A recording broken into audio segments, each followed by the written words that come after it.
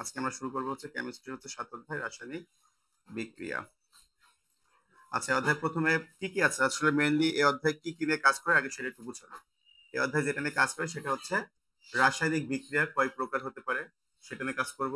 আর তারপরে দেখবো হচ্ছে যখন আমরা ইন্ডাস্ট্রিতে যাই, ইন্ডাস্ট্রির মেন উদ্দেশ্য কি, মানে ইন্ডাস্ট্রি একটা প্রোডাক্ট তৈরি করবে, তো সেই প্রোডাক্টটা তৈরি করতে গেলে তার উদ্দেশ্য কি হবে? তার উদ্দেশ্য হবে সর্বোচ্চ কি পরিমাণ উৎপাদ পাওয়া সম্ভব, তাই না? মানে সে যে প্রোডাক্টটা পাইতে চাচ্ছে সেটা সর্বোচ্চ কিভাবে পাওয়া সম্ভব, ঠিক আছে? তো সেটা কিভাবে পাওয়া সম্ভব সেটা আমরা সামনে দেখবো। সেটা হচ্ছে লা শাতিলের নীতি আমরা পড়েছি মনে হয়, তাই না? মোটামুটি না পড়লেও নাম শুনেছি। তো লা শাতিলের নীতির মাধ্যমে কিভাবে আমরা সর্বোচ্চ পরিমাণ উৎপাদ পেতে পারি সেটা নিয়ে আমরা পরবর্তীতে আলোচনা করবো। এবং এটাই হচ্ছে আমাদের এই অধ্যায়ের মেন টপিক, এবং এখান থেকে আসলে সিকিউ দেয় প্রতি বছর যে কিভাবে লা শাতিলের নীতির যে প্রভাবকগুলো আছে সেগুলো আমরা পরিবর্তন করে কি কি ঘটাইতে পারি। আচ্ছা, প্রথমে আসি একটা একটা করে টপিকে আমরা যাই। প্রথমটা আসে হচ্ছে রাসায়নিক পরিবর্তন। রাসায়নিক পরিবর্তনকে আমরা ভাগ করি হচ্ছে দুই ভাগে। একটু সাথে সাথে লিখে নিবা, শেষ হয়ে যাবে এখানে। আচ্ছা, কি কি ভাগে ভাগ করি? হ্যাঁ, ভৌত আর এটা হচ্ছে রাসায়নিক। ভৌত পরিবর্তন বলতে আমরা আসলে কি বুঝি, আর রাসায়নিক পরিবর্তন বলতে আমরা আসলে কি বুঝি?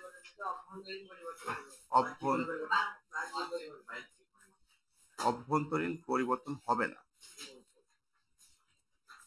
পরিবর্তন হবে না।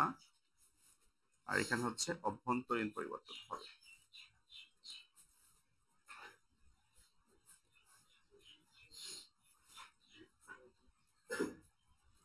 আচ্ছা, 2 নম্বর কথা হচ্ছে উদাহরণ। উদাহরণ কি আছে? একটা উদাহরণ দাও তো।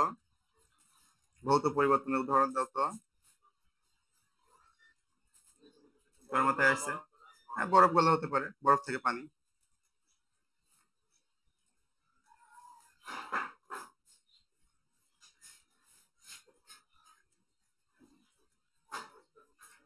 আর এটার ক্ষেত্রে কি হতে পারে? এখান থেকে এমসিকিউ দিবে। কি এমসিকিউ দিবে খুব ভালো করে বুঝো।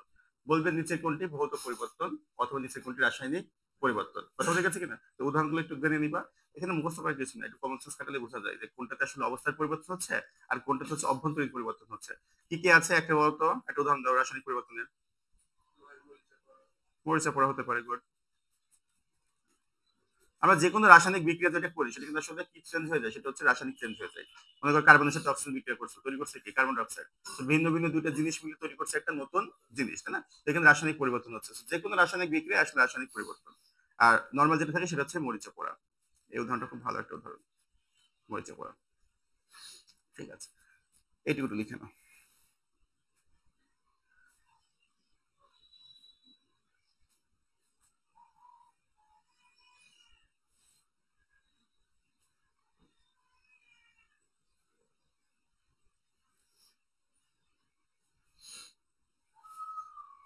সবাই নোট করবা, ঠিক আছে?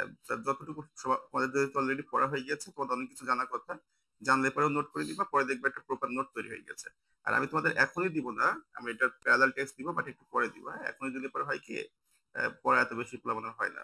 খুব বেশি পেয়ে গেলে পরে পড়াশোনা একটু চেঞ্জ হয়ে যায়। হ্যাঁ, আমরা দিব এগুলো, প্রত্যেকটা দিব। এক অধ্যায়ের সঙ্গে আইডিয়া আসুক। এখন আসলে হচ্ছে রাসায়নিক বিক্রিয়ার শ্রেণী বিভাগ। তাহলে আমরা প্রথমে বললাম হচ্ছে রাসায়নিক পরিবর্তন কি ধরনের পরিবর্তন হতে পারে। আর এখন পড়বো হচ্ছে যে রাসায়নিক বিক্রিয়াগুলো আছে সেগুলো কি কি ভাগে ভাগ করতে পারি। কথা বলতে গেছি কিনা? রাসায়নিক পরিবর্তনকে আমরা ভাগ করব, এই ভাগকে আমরা আবার ভাগ করি তিন ভাগে। মানে কিসের উপর ভাগ করব সেটাকে আমরা আবার কি করি, তিন ভাগে ভাগ করি। কথা বলতে গেছে কিনা? কিন্তু এখানে আমরা রাসায়নিক পরিবর্তনের হচ্ছে বা বিক্রিয়ার হচ্ছে শ্রেণী বিভাগ করছি না, আমরা করছি হচ্ছে রাসায়নিক পরিবর্তনকে যে ভাগ করব সেই ভাগগুলোকে আমরা কি কি ভাগে ভাগ করতে পারি। কথা বলতে গেছে কিনা? প্রথমটা হচ্ছে দিকের উপর,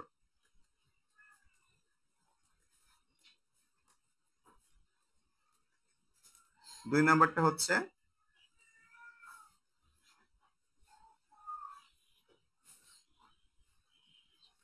তাপের উপর, আর 3 নাম্বার হচ্ছে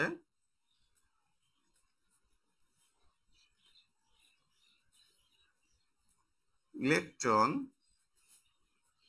স্থানান্তরের উপর।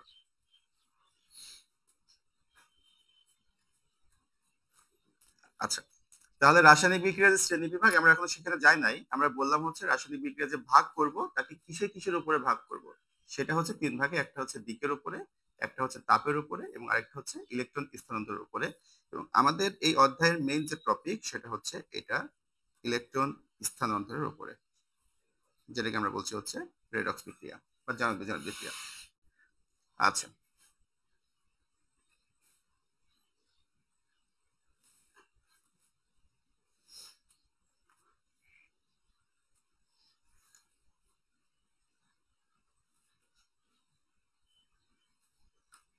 এক নাম্বার আসো। এক নাম্বার হচ্ছে বিক্রিয়ার দিক। বলতো বিক্রিয়ার দিককে আমরা কয় ভাগে ভাগ করছি? দুই ভাগে ভাগ করছি। কি কি ভাগে ভাগ করি? একমুখী, আরেকটা হচ্ছে উভমুখী।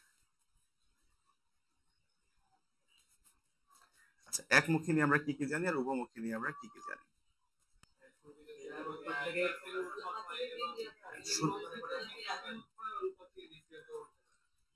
বিক্রিয়ক থেকে উৎপাদ তৈরি করবে, যে কোনো একদিকে যাবে জিনিসটা, দুই দিকেই হবে না। কথা বলে গেছে?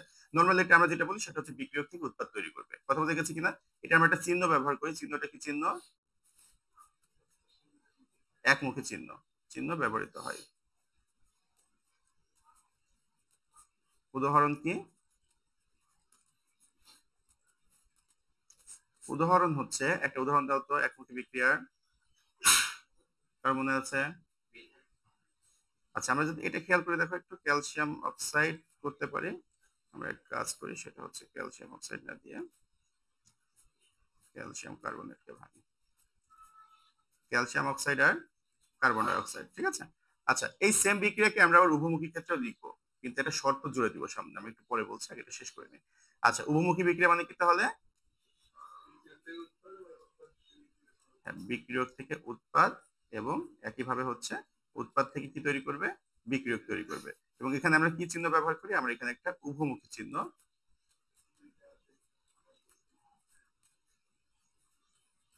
ব্যবহৃত হয়। উদাহরণ কি আছে? উদাহরণ আছে, একই উদাহরণ, ক্যালসিয়াম কার্বনেট, এখানে একটা শর্ত জুড়ে দিব, সেটা হচ্ছে calcium oxide plus carbon die oxide, এটাকে আমরা বদ্ধ করে ফেললাম। দেখো পার্থক্য বুঝো। একমুখী বিক্রিয়ার ক্ষেত্রে উদাহরণটা এটাই দেওয়া লাগবে, এটা নেসেসারি না, যে কোনো উদাহরণ দিতে পারো। বাট এখানে ক্ষেত্রে যেটা হয় সেটা হচ্ছে, যেহেতু কার্বন ডাইঅক্সাইড একটা গ্যাস, যেহেতু তুমি খোলা পরিবেশে এখানে বিক্রিয়া করো, এখানে কি হবে? ক্যালসিয়াম অক্সাইড তৈরি হবে আর কার্বন ডাইঅক্সাইড তৈরি হবে, কিন্তু কার্বন ডাইঅক্সাইড কি হয়ে যাবে? উড়ে যাবে, তাই না? সো এখানে আর তুমি ওটাকে ফেরত নিয়ে আসতে পারবে না, ঠিক আছে? আর এখানে কি করবো? এটা আমরা একটা বদ্ধ পাত্রে করবো। সো বদ্ধ পাত্রে করলে কার্বন ডাইঅক্সাইড ওখানে থেকে যাচ্ছে, সো এটা আবার ব্যাক করতে পারবে। কথা বলতে গেছে কিনা? তাহলে একমুখী বিক্রিয়া এবং উভমুখী বিক্রিয়ার ক্ষেত্রে উভমুখী বিক্রিয়ার একটা শর্ত হচ্ছে, সেটাকে কি করতে হবে? বদ্ধ পাত্রে করতে হবে। এবং আমরা একটা খুব মজার একটা জিনিস পড়বো, সেটা হচ্ছে পৃথিবীর আসলে কোনো বিক্রিয়াই একমুখী বিক্রিয়া না, সমস্ত বিক্রিয়াই হচ্ছে উভমুখী বিক্রিয়া। হ্যাঁ, সকল, এটা খুব গুরুত্বপূর্ণ। যখন বহুপদী এমসিকিউ দেয় তখন এই কথাটা লিখে দেয় যে সকল বিক্রিয়াই উভমুখী বিক্রিয়া। সকল বিক্রিয়ায়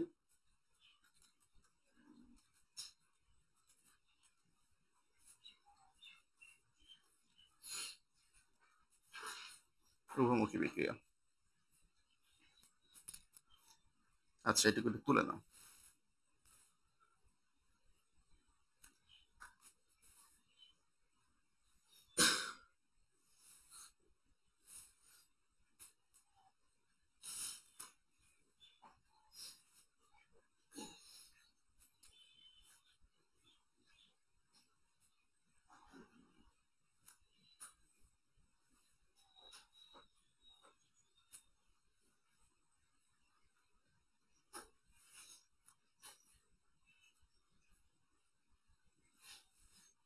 আচ্ছা, তাহলে আমরা বললাম সকল বিক্রিয়াই উভমুখী বিক্রিয়া, তাহলে আমরা একমুখী কেন বলছি? অনেকটা হচ্ছে কেমন, তোমাকে আমি বললাম হচ্ছে মাংসর মেইন উপাদান কি? কি কি জন্য আমরা মাংস খাই? কি পেতে? আমিষ পেতে খাই। কিন্তু আমিষ বাদে কি মাংসের কোনো উপাদান থাকে না? সব থাকে, খনিজ থাকে, ভিটামিন থাকে, শর্করা থাকে, তারপরে চর্বি থাকে, সবই থাকে। বাট তারপরে আমরা এটাকে আমিষ কেন বলছি? কারণ এটার মেইন যে প্রপোর্শন যেটা আছে, কম্পোজিশন যেটা আছে, সেটা হচ্ছে কি? আমিষ। কথা বলতে গেছে কিনা? এখানে একই রকম কথা। আমরা এটাকে বলছি সমস্ত বিক্রিয়া উভমুখী বিক্রিয়া, তারপরেও একমুখী বিক্রিয়া আছে। কেন আছে? কারণ উভমুখী মানে কি? একদিকে যাবে, বিপরীত দিক থেকে আবার আগের অবস্থায় ফেরত আসবে। এই রেটটা বিপরীতমুখী যে বিক্রিয়া, এই রেটটা এত কম হয়, দেখতে কি মনে হয়? একমুখী মনে হয়। কথা বোঝা গেছে কিনা? নরমালি বিক্রিয়া মানে কি? বাম দিকে যেটা থাকে সেটাকে আমরা কি বলি? বিক্রিয়ক। ডান দিকে যেটা তৈরি হবে সেটা হচ্ছে উৎপাদ। তাহলে উভমুখী মানে বিক্রিয়ক থেকে উৎপাদ তৈরি হবে, উৎপাদ থেকে বিক্রিয়ক তৈরি হবে। যখন বিক্রিয়ক থেকে উৎপাদ তৈরি হয় ওটাকে আমরা বলি সম্মুখমুখী বিক্রিয়া। আর যখন উৎপাদ থেকে বিক্রিয়ক আবার তৈরি হয়ে যায় সেটাকে আমরা কি বলি? পশ্চাৎমুখী বিক্রিয়া। তো পশ্চাৎমুখী বিক্রিয়ার হার এখানে অনেক কম। কখন? যখন একমুখী বিক্রিয়া হবে তখন। ক্লিয়ার না এটা? আচ্ছা, এবার যা হচ্ছে পরবর্তী হচ্ছে তাপের উপরে। তাপের উপরে এটা খুবই গুরুত্বপূর্ণ, কারণ এটা দিয়ে লাস্ট তেলের নীতি যে সিকিউ আছে সেটা সলভ করা লাগবে। তাপের উপরে ডিপেন্ড করে আমরা দুই ভাগে ভাগ করি। একটা হচ্ছে তাপ উৎপাদী, আর একটা হচ্ছে তাপ হারি।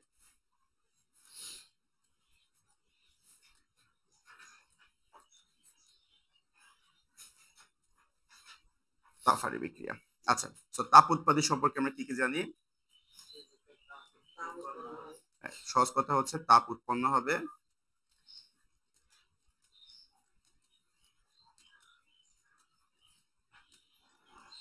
যেটা গুরুত্বপূর্ণ সেটা হচ্ছে ডেল এইচ এর মান। ডেল এইচ এর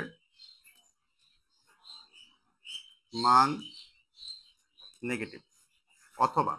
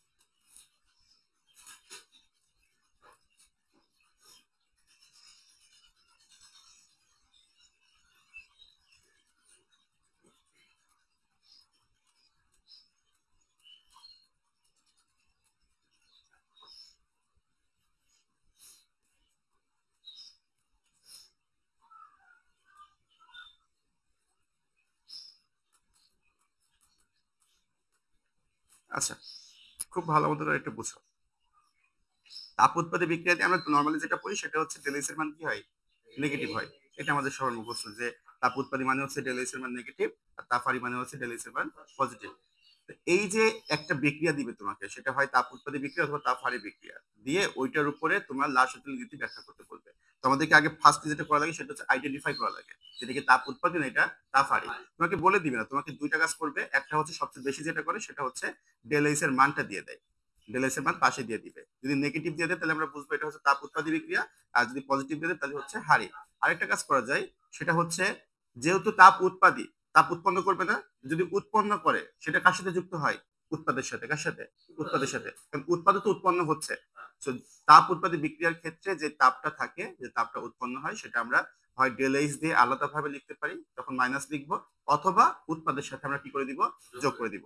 যেমন যেমন কি, যেমন হচ্ছে হাইড্রোজেন আয়োডিন দিয়ে কি তৈরি করে? Hydrogen iodide. এবং এটার যেটা হয় সেটা হচ্ছে আমরা এইভাবে লিখতে পারি, ডেল এইচ হচ্ছে -92 কিলোজুল, অথবা আমরা এইভাবেও লিখতে পারি,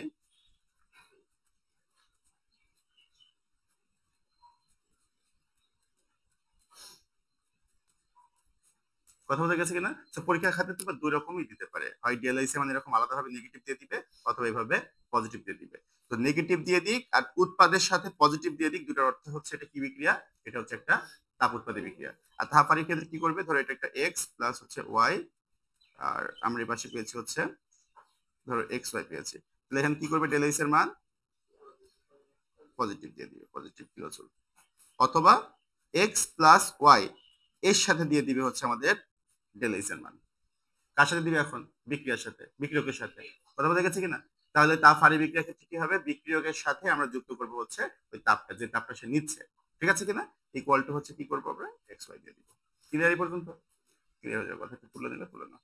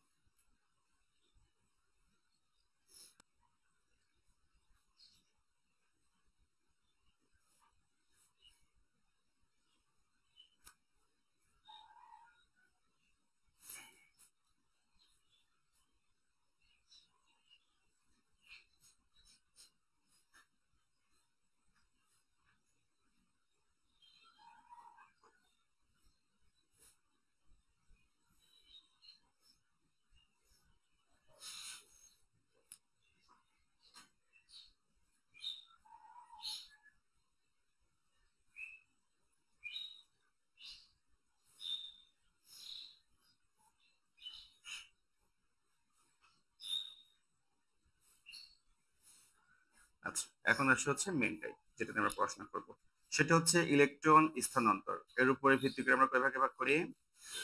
কি কি বলতো? হ্যাঁ, রেডক্সের বাংলা কি বলি আমরা? জারণ। শুধু জারণ না, জারণ বিজারণ একসাথে বলি। আর এটাকে কি বলি? অজারণ বিজারণ। অজারণ বিজারণটা আমরা আসলে খুব বেশি পপুলার না এটা, তাই না? যেটা আমরা মেইনলি পড়াশোনা করি সেটা হচ্ছে রেডক্স আর নন রেডক্স, ঠিক আছে? রেডক্স আর নন রেডক্স। রেডক্স কিভাবে এসেছে মনে আছে? রেডক্স শব্দটা কিভাবে এসেছে? রিডাকশন আর হচ্ছে অক্সিডেশন। রিডাকশন আর অক্সিডেশন মিলে এসেছে রেডক্সে। এটা হচ্ছে নন রেডক্স। আচ্ছা, এই হচ্ছে আমাদের কনফিউশনের জায়গা। জারণ কি বিজারণ কি, এই জিনিসটা নিয়ে সবচেয়ে বেশি কনফিউশন বাধে। আমরা একদম খুব পার্থক্য আকারে পড়বো, বেশি পেঁচাবো না। এই কথা আমি এই টপিকটা তোমাদের যত বেশি আলোচনা করবো তোমরা তত বেশি মানে পেঁচিয়ে যাবা। কথা বোঝা গেছে কিনা? যত কম আলোচনা করবো আর তোমরা মনে মনে যত ভাববা তত দেখবে জিনিসটা ক্লিয়ার হয়ে গেছে। কথা বোঝা গেছে কিনা? তো আমরা আজকে যেটা নিয়ে পড়াশোনা করবো এখন সেটা হচ্ছে জারণ বিজারণ নিয়ে পড়াশোনা করবো। জারণ বিজারণ। আচ্ছা, জারণ বিজারণে কার কি ধারণা আছে একটু বলো দেখি। জারণ আর বিজারণ নিয়ে কার কি ধারণা আছে? আর আর কিছু?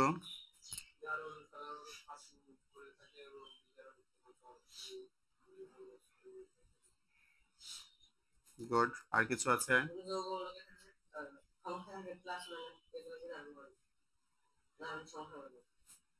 মাইনাস থাকলেও তো জারণ সংখ্যা নাও করতে পারে, প্লাস থাকলে পারে জারণ সংখ্যা হতে পারে, তাই না? আচ্ছা, আমরা একটা একটা করে দেখি। হ্যাঁ, তোমরা যেগুলো বলছো তোমাদের কনসেপ্ট ক্লিয়ার আছে। তারপর আমরা একটু দেখবো। প্রথম কথা, জারণ মানে কি? জারণ মানে হচ্ছে ছাড়ন। জারণ মানে কি? ছাড়ন। কিসের কিসের ছাড়ন? আমরা এইভাবে একটু মনে রাখার চেষ্টা করবো। ছাড়ন কি? ছাড়ন হচ্ছে ইলেকট্রন। জারণ মানে কি? জারণ মানে হচ্ছে ছাড়ন। কিসের ছাড়ন? ইলেকট্রনের ছাড়ন। তাহলে বিজারণ মানে কি হবে? বিজারণ মানে হচ্ছে গ্রহণ। গ্রহণ মানে কিসের গ্রহণ? ইলেকট্রনের গ্রহণ। কথা বোঝা গেছে কিনা? আচ্ছা, সারণ ইলেকট্রনের সারণ যে কথা, সারণ হবে হচ্ছে হাইড্রোজেন আয়ন। তাহলে ইলেকট্রন সারণ যে কথা, হাইড্রোজেন আয়ন সারণ হচ্ছে একই কথা। বোঝা গেছে কিনা? তাহলে জারণ মানে কি? জারণের আরেকটা কথা বলা যায়, সেটা হচ্ছে সারণ। কিসের সারণ? হাইড্রোজেন সারণ। তাহলে এখানে কি হবে? এখানে হবে হচ্ছে গ্রহণ। গ্রহণ বলা আর ছাড়ন বলাটা একটু অন্যরকম হয়ে যায়। আমরা যদি বলি যুক্ত আর বিযুক্ত তখন বেশি বেটার হয়। তারপর ঠিক আছে, না লিখে নাও, কনসেপ্ট ক্লিয়ার হলে হয়েছে। তাহলে সারণ হচ্ছে কিসের? হাইড্রোজেন আয়নের। আর এখানে কিন্তু গ্রহণ কি হবে? হাইড্রোজেন আয়নের। কথা বোঝা গেছে কিনা? আরেকটা জিনিস হয়, সেটা হচ্ছে এখানে হবে এখন গ্রহণ।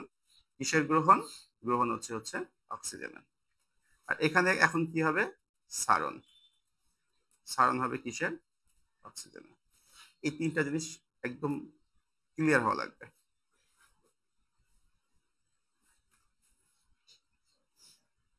আচ্ছা, আরেকটা পয়েন্ট আমরা লিখতে পারি। আসলে আমরা লিখতে পারি হচ্ছে জারণ সংখ্যা বৃদ্ধি পায়, আর এখানে লিখবো হচ্ছে জারণ সংখ্যা হ্রাস পায়।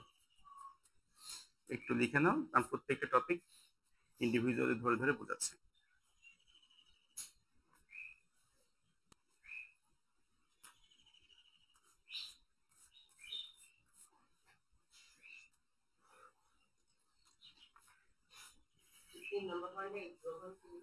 অক্সিজেন কত?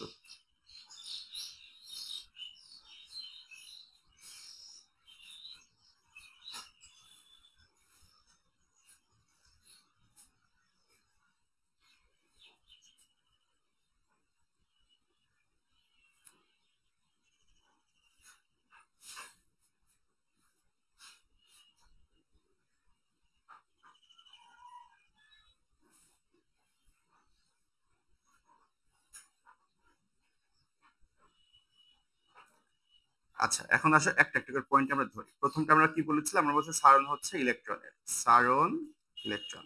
ইলেকট্রনের সারণ কিভাবে হয়?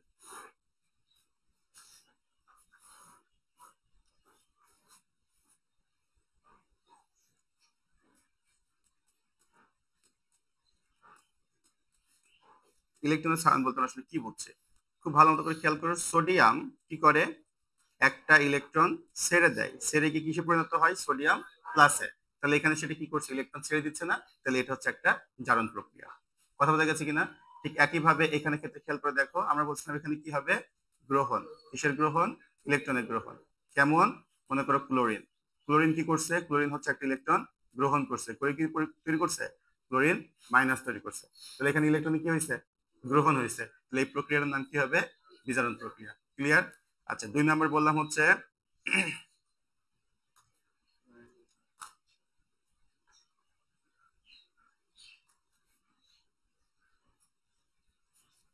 2 নম্বর হচ্ছে ক্ষারণ হচ্ছে হাইড্রোজেন। ক্ষারণ হাইড্রোজেন কেমন হতে পারে, H2S হতে পারে, আর এর সাথে আমরা ক্লোরিন দিতে পারি।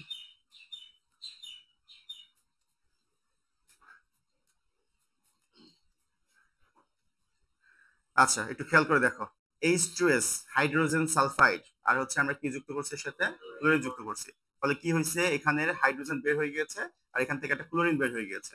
ক্লোরিন বের হয়ে গেছে, এখান থেকে ক্লোরিন আর এখান থেকে হাইড্রোজেন একসাথে মিলে কি তৈরি করছে, HCl তৈরি করছে। আর সালফার হচ্ছে আলাদা হয়ে গিয়েছে। তো এখান থেকে কি হাইড্রোজেন ছেড়ে দিয়েছে না, হাইড্রোজেন সালফাইড কি করছে, হাইড্রোজেন ছেড়ে দিয়েছে। তাহলে এটাকে আমরা কি বলছি, এটা হচ্ছে একটা জারণ বিক্রিয়া।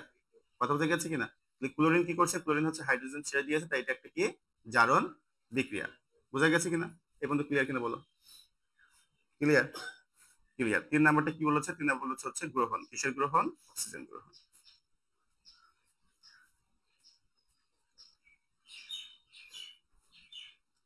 ধরো কার্বন সাথে আমরা দিয়েছি হচ্ছে অক্সিজেন, তাহলে কার্বন আর অক্সিজেন মিলে কি তৈরি করছে, কার্বন ডাই অক্সাইড। তাহলে এখানে কার্বন কি করছে, কার্বন হচ্ছে অক্সিজেনের সাথে যুক্ত হয়েছে, অক্সিজেনকে নিয়েছে। অক্সিজেনকে নিলে কি হবে, এখানে হবে হচ্ছে জারণ বিক্রিয়া। অথবা আমরা এটা লিখতে পারি, সেটা হচ্ছে কপার প্লাস অক্সাইড। এখানে কি করছে, কপার কি করবে, অক্সিজেনকে নিবে, নিয়ে কি তৈরি করবে, কপার অক্সাইড তৈরি করবে। কথা বোঝা গেছে কিনা? তাহলে এটা বলতে আমরা কি বুঝছি, এটা বলতে আমরা বুঝছি হচ্ছে জারণ।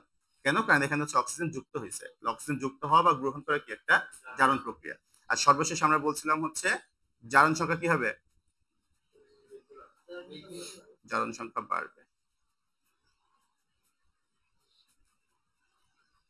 বৃদ্ধি পাবে। উদাহরণ কি, উদাহরণ হচ্ছে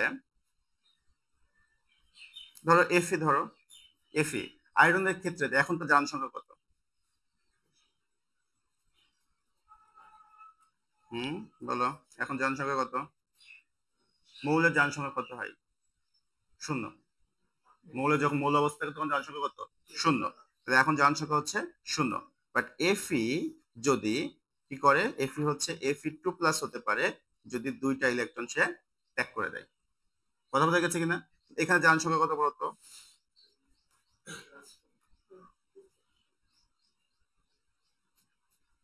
=+2।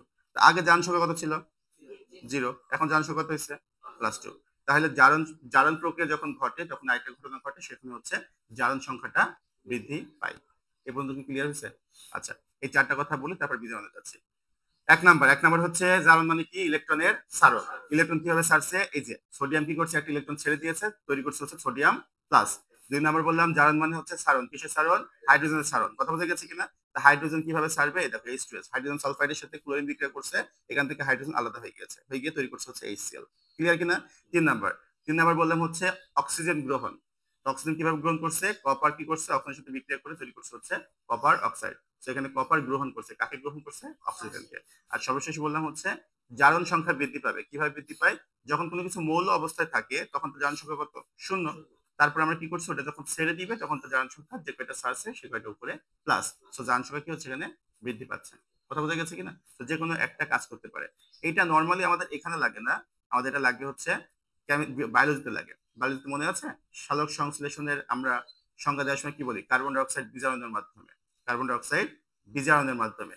বিজারণে কি হয়, বিজারণ মানে কি, অক্সিজেন কি, অক্সিজেন ত্যাগ, জারণ মানে অক্সিজেন গ্রহণ।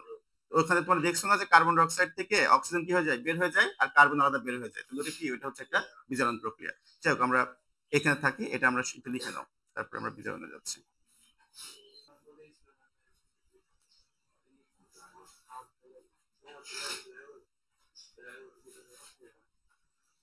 আচ্ছা, আসো পরেরটার ক্ষেত্রে আসো। পরটাতে কি বলছিলাম আমরা, এখানে হচ্ছে কি হবে, এখানে হচ্ছে গ্রহণ হবে। গ্রহণ কার? গ্রহণ হচ্ছে হাইড্রোজেন। যদি গ্রহণ হাইড্রোজেন হয় তাহলে একটু খেয়াল করে দেখো তো কি দিতে পারি আমরা উদাহরণ, আমরা দিতে পারি হচ্ছে দাও কপার অক্সাইড দাও আর হচ্ছে হাইড্রোজেন দাও। কি তৈরি করবে এখানে? এখানে তৈরি করবে হচ্ছে কপার তৈরি করবে আর তৈরি করবে হচ্ছে পানি। কথা বুঝে গেছে? তাহলে এখানে আমরা কপার অক্সাইডের সাথে যদি হাইড্রোজেন বিক্রিয়া করে কি তৈরি করবে? কপার আলাদা হয়ে যাবে এবং হচ্ছে এখান থেকে অক্সিজেন আর এখানে হচ্ছে হাইড্রোজেন তৈরি করবে হচ্ছে পানি। কথা বুঝে গেছে? এখানে অক্সিজেন কি করছে? এখানে অক্সিজেন হচ্ছে হাইড্রোজেনকে গ্রহণ করছে, করে কি তৈরি করছে? পানি তৈরি করছে। কথা বুঝে গেছে? তো এটা হচ্ছে একটা বিজারণ প্রক্রিয়া। তারপরে আসো 3 নাম্বার পয়েন্ট কি বলছিলাম? 3 নাম্বার পয়েন্ট বলছিলাম হচ্ছে ত্যাগ। ত্যাগ কি? ত্যাগ হচ্ছে অক্সিজেন, অক্সিজেন ত্যাগ করবে। অক্সিজেন ত্যাগের বিক্রিয়া আমাদের মনে আছে কিনা? আমরা যেটা সালোক সংশ্লেষণ করছি এটা কিন্তু একটা বিজারণ প্রক্রিয়া। কার্বন ডাইঅক্সাইড ওখানে বিজারিত হয়। এখানে একটা উদাহরণ দিতে পারি আমরা, অক্সিজেন ত্যাগ করবে, তাহলে কপার অক্সাইড। কপার অক্সাইড কি করবে? কপার অক্সাইড হচ্ছে কপার তৈরি করবে আর হচ্ছে অক্সিজেন তৈরি করবে। কথা বলতে গেছে? এটা হচ্ছে একটা কি প্রক্রিয়া? এটা হচ্ছে একটা বিজারণ প্রক্রিয়া। কেন? কারণ এখানে অক্সিজেন কি হচ্ছে? ত্যাগ হচ্ছে। কি ত্যাগ করছে? ত্যাগ করে কপার তৈরি করছে আর তৈরি করছে হচ্ছে আলাদা অক্সিজেন। ক্লিয়ার এটা? সর্বশেষ হচ্ছে 4 নাম্বার কথা। 4 নাম্বার হচ্ছে জারণ সংখ্যা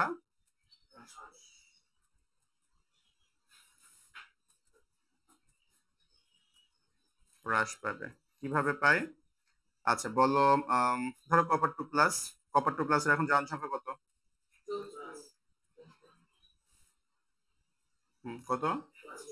+2। যদি কপার 2+ 2টা ইলেকট্রন গ্রহণ করে কিসে পরিণত হবে? কপারে পরিণত হবে। তো এখন এর জারণ সংখ্যা কত? 0।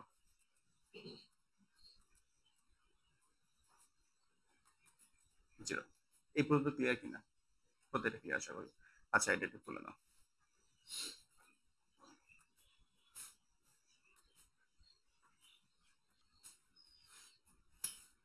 আচ্ছা সর্বশেষ 2টা কথা।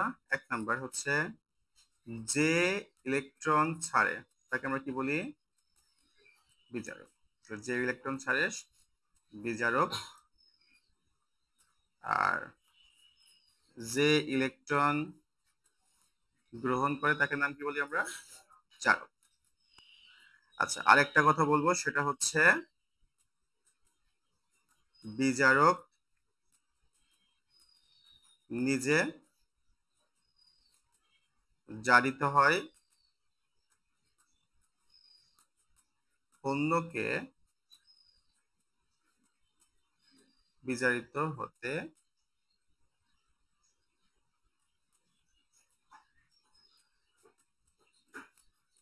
সাহায্য করে। আর এক্ষেত্রে কি? এক্ষেত্রে হচ্ছে জারক নিজে বিজারিত হয়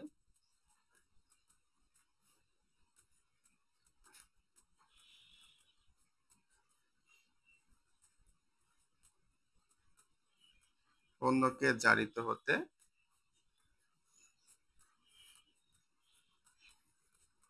সাহায্য করে। না এটা একটু লিখে নাও। জারণ সংখ্যা আমরা কাকে বলছি? জারণ সংখ্যা হচ্ছে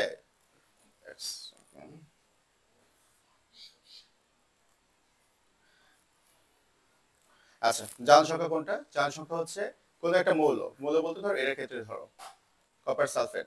কপার সালফেটের ক্ষেত্রে এটি একটা যৌগ না? যৌগ একটা। এর মধ্যে সালফার কি একটা? সালফার হচ্ছে একটা মৌল। তাহলে এই যৌগে এই সালফারটা কয়টা ইলেকট্রন গ্রহণ করছে অথবা কয়টা ইলেকট্রন ছেড়ে দিচ্ছে, এই সংখ্যাটাই হচ্ছে জারণ সংখ্যা। এখন আমাদের মাঝে মাঝে হয় কি জারণ সংখ্যা প্লাস মাইনাস দিলে সেটাকে আমরা কি বলি? আয়ন বলি না? আয়ন বলি তো। যেমন মনে করো সোডিয়াম ক্লোরাইড আছে, তুমি এটাকে পানির মধ্যে যদি তুমি মিশিয়ে দাও কি তৈরি করবে? এটা সোডিয়াম প্লাস আর ক্লোরিন মাইনাস, তাই না? এটা হচ্ছে একটা আয়ন, এটা হচ্ছে একটা আয়ন। এর জারণ সংখ্যা হচ্ছে +1, এর জারণ সংখ্যা হচ্ছে -1, তাই না? জারণ সংখ্যার ক্ষেত্রে অবশ্যই এবং অবশ্যই প্লাস এবং মাইনাস দেওয়া লাগবে। কথা বুঝে গেছে কিনা? আচ্ছা তো ঘটনা যেটা সেটা হচ্ছে আমাদের মাথায় সবসময় ঢুকে থাকে আয়ন বলতে আমরা ভাবি যে দ্রবণের মধ্যে এটা এইভাবেই ঘুরে বেড়াচ্ছে। সোডিয়াম তার মাথার উপর একটা প্লাস নিয়ে ঘুরে বেড়াচ্ছে, ক্লোরিন তার মাথার উপর কি দিয়ে ঘুরে বেড়াচ্ছে? মাইনাস নিয়ে ঘুরে বেড়াচ্ছে। এটা আসলে এমন ব্যাপার নাই, এটা আমরা ধরে নিই। কথা বুঝে গেছে? এটা একটা কাল্পনিক সংখ্যা। এই যে মাথার উপর প্লাস বা মাথার উপর মাইনাস, এটা হচ্ছে একটা কাল্পনিক সংখ্যা। হিসাবটা আমরা করার সুবিধার্থে আমরা একটা কাল্পনিক সংখ্যা ধরে নিই। কথা বলে গেছে কিনা? তাহলে জারণ বিজারণ হচ্ছে জারণ সংখ্যা হচ্ছে একটা কাল্পনিক সংখ্যা, যেটা কি নির্দেশ করে? যেটা নির্দেশ করে এরকম একটা যৌগে কোন একটা মৌল কি পরিমাণ ইলেকট্রন ছেড়ে দিবে অথবা গ্রহণ করবে। কথা বলে গেছে কিনা? আচ্ছা এখন যেটা পরীক্ষায় দিবে সেটা হচ্ছে জারণ সংখ্যা নির্ণয় করতে হতে পারে। এটা খুব রেয়ারলি এগুলো ভগ্নাংশে বেশি দেয়, বাট সায়েন্সের ক্ষেত্রে খুবই রেয়ারলি গ নাম্বারে দিবে, কোন একটা বিক্রিয়া দিবে, দিয়ে বলবে এরকম একটা বিক্রিয়া দিতে পারে। তোমাকে দিয়েছে হচ্ছে HCl, ধরো দিয়েছে হচ্ছে সোডিয়াম, এটা তো জানবি হবে না, ধরো কপার কার্বনেট এক্স, ঠিক আছে, দিয়ে বলবে এক্স উপাদানে অক্সিজেনের জারণ সংখ্যা বের করো। কথা বলে গেছে কিনা, সেরকম একটা বিক্রিয়া দিয়ে দিবে, যে বিক্রিয়া তোমাকে কি করবে, একটা যে কোনো একটা যৌগের ক্ষেত্রে তোমাকে এক্স দিয়ে দিবে, দিয়ে বলবে ওই এক্স এর কার্বন অক্সিজেন সংখ্যা কি করো, জারণ সংখ্যা বের করো। এখন তোমাকে আগে আইডেন্টিফাই করা লাগবে যে জিনিসটা আসলে কি, এখানে কি হবে, এটা কার্বন ডাইঅক্সাইড, কার্বন ডাইঅক্সাইড অক্সিজেনের জারণ সংখ্যা কত সেটা তোমাকে বের করা লাগবে। কথা বুঝতে পারছো কিনা, এটা খুবই রেয়ারলি দেয়, বাট গ নাম্বারে দিতে পারে মাঝে মাঝে। এখান থেকে নর্মালি যেটা দেয় সেটা হচ্ছে এমসিকিউ তে দেয়, কোন একটা জিনিস দিয়ে দিবে, দিয়ে বলবে এটা জারণ সংখ্যা বের করো। জারণ সংখ্যা আমরা বের করতে পারি নাকি, পারি সবাই না? আচ্ছা তুমি পারো তাহলে হচ্ছে দুই তিনটা করে ফেলো তো দেখি। তা আমি একবার দেখিয়ে দিচ্ছি। মনে করো হচ্ছে কপার সালফেট, কপার সালফেট নিবা, কপার সালফেট নেওয়ার পরে আমরা কি করি, আমরা হিসাব করি এইভাবে 2 8 8, প্রথমে দুইটা থাকবে, তারপর 8টা, তারপরে 8টা, ঠিক আছে। তো তুমি দেখো কপারের ক্ষেত্রে খেয়াল করে দেখবে কপারের কত আছে, 29, কত 29, কপার কয়টা ইলেকট্রন ছেড়ে দেয়, কপার কয়টা ইলেকট্রন ছেড়ে দেয় মনে আছে কারো, দুইটা ইলেকট্রন ছেড়ে দেয়, তাহলে কপার 2 প্লাস তৈরি হওয়া সম্ভব, ঠিক আছে।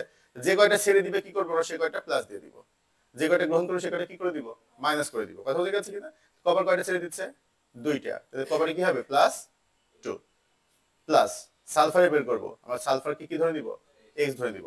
যদি সালফার এরকম 2 থাকতো তাহলে আমরা কি করতাম, 2x ধরে দিতাম। প্লাস অক্সিজেন কয়টা গ্রহণ করে, দুইটা, তাহলে -2 আছে কয়টা, 4টা, ইনটু 4। কথা বুঝে গেছে কিনা, যে কয়টা গ্রহণ করে বা যে কয়টা ত্যাগ করে সেটা ইনটু যে কয়টা আছে সে কয়টা, ইকুয়াল টু কি, ইকুয়াল টু হচ্ছে 0। তো এখান থেকে আমাদের বের করা লাগবে, এখানে কি হবে, 2 হবে প্লাস x হবে মাইনাস হচ্ছে 8 হবে, ইকুয়াল টু 0। তাহলে x ইকুয়াল টু হচ্ছে +6, প্লাসটা দেওয়া লাগবে। তাহলে হচ্ছে সালফারের, কপার সালফেটে সালফারের কি, সালফারের জারণ সংখ্যা কত, +6। তবে আমরা এই অধ্যায়ে না, এটা আমাদের 5 অধ্যায়ের টপিক, সেটা হচ্ছে জারণ সংখ্যা কিন্তু চেঞ্জ হয় কিন্তু, বিশেষ করে সালফারের। আমরা 5 অধ্যায়ে দেখবো সালফার 3টা জারণ সংখ্যা প্রদর্শন করে, 2 করে, 4 করে, আবার 6 করে। কথা বলে গেছে কিনা, আমরা একটু পরে আমরা ডিটেইলসে দেখবো, এটা 5 অধ্যায়ের কথা এখানে নাই। যাই হোক, আমরা এখন একটু জারণ সংখ্যা বের করে ফেলি। জারণ সংখ্যা বের করবা হচ্ছে ফসফরিক অ্যাসিডের বের করবা, পটাশিয়াম ডাইক্রোমেটের বের করবা, আর এটার বের করবা, না এটা করে ফেলো।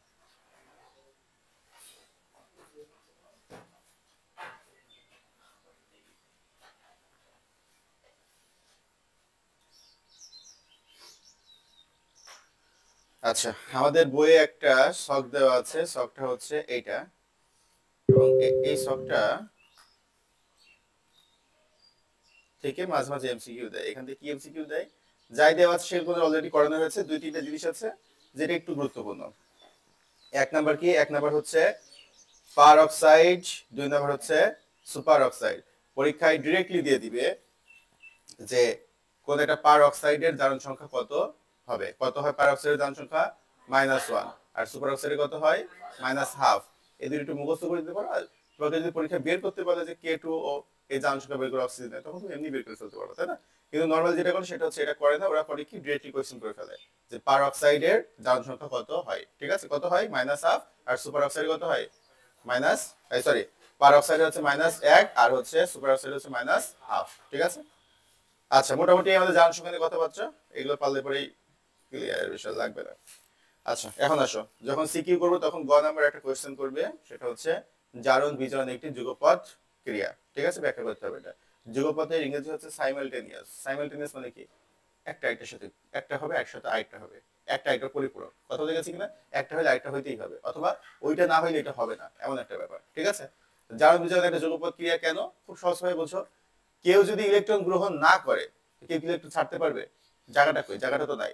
সো কেউ ইলেকট্রন ছাড়ছে, তার মানে কেউ ইলেকট্রন কি করবে, গ্রহণ করবে। কথা বলে গেছে কিনা, এবং এই যে গ্রহণ আবার এই যে ছাড়ন, এই দুইটা কি হবে, একসাথে হবে। এই যে একসাথে হচ্ছে এটাকে আমরা বলি যুগপৎ ক্রিয়া। কথা বলে গেছে কিনা, তাহলে ইলেকট্রন ছাড়ন আর ইলেকট্রন গ্রহণ কি হবে, একই সাথে হবে, তাই এটা হচ্ছে একটা যুগপৎ ক্রিয়া। কথা বলে গেছে কিনা। আচ্ছা, কিভাবে দেখাবে, ব্যাখ্যা করবা। প্রথমে দিবা হচ্ছে সোডিয়াম, সোডিয়ামের ক্ষেত্রে দেখতে পারো সোডিয়াম ক্লোরাইড। সোডিয়াম ক্লোরাইডের ক্ষেত্রে কি হবে, সোডিয়াম একটা ইলেকট্রন কি করবে, ত্যাগ করে দিবে, তৈরি করবে কি সোডিয়াম প্লাস। আর ক্লোরিন কি করবে, ক্লোরিন হচ্ছে একটা ইলেকট্রন গ্রহণ করবে, তৈরি করবে কি ক্লোরিন মাইনাস। এই যে ইলেকট্রনের ত্যাগ করলো আর এই ইলেকট্রন গ্রহণ করলো, এটা একই সাথে ঘটা লাগবে। না ঘটলে এমন না যে ইলেকট্রন ছেড়ে রেখে দিল, ক্লোরিনের যখন দরকার তখন সে আসবে, এসে নিয়ে নিবে, ব্যাপারটা এমন না কিন্তু। কথা বলতে গেছি কিনা? এই যে ঘটনাটা ঘটলো, এটা হচ্ছে ইলেকট্রন ছাড়লো এবং এটা হচ্ছে ইলেকট্রন গ্রহণ করলো, একই সাথে ঘটনাটা ঘটলো, এটিকে আমরা বলছি হচ্ছে যুগপৎ ক্রিয়া। এখন আমরা বলছিলাম জারণ বিজারণ কিন্তু ভিন্ন দুইটা বিক্রিয়া না, জারণ আর বিজারণ মিলিয়ে একটা বিক্রিয়া। কথা বলতে গেছে? যেহেতু দুইটা মিলিয়ে একটা বিক্রিয়া, যখন আমরা শুধু জারণ বলবো তখন আমরা এটাকে কি বলবো? অর্ধ। যখন এটাকে বলবো তখন আমরা কি বলবো? অর্ধ। তাহলে এটার ক্ষেত্রে এটা হচ্ছে অর্ধ জারণ, এটা হচ্ছে অর্ধ বিজারণ। কথা বলতে গেছে? কারণ কি? কারণ হচ্ছে দুইটা মিলিয়ে একটা বিক্রিয়া, কিন্তু জারণ বিজারণ মিলিয়ে কিন্তু একটা বিক্রিয়া। কারণ আমরা বলছি সোডিয়াম আর ক্লোরিন ছিল, দুইটা মিলে তৈরি করছে সোডিয়াম ক্লোরাইড, এখানে কি হয়েছে? জারণ বিজারণ হয়েছে, তার মানে এটা একটা বিক্রিয়া হয়েছে, একজন ত্যাগ করছে একজন গ্রহণ করছে। ক্লিয়ার এই পর্যন্ত? তাহলে জারণ বিজারণ যুগপৎ ক্রিয়া কেন বলো?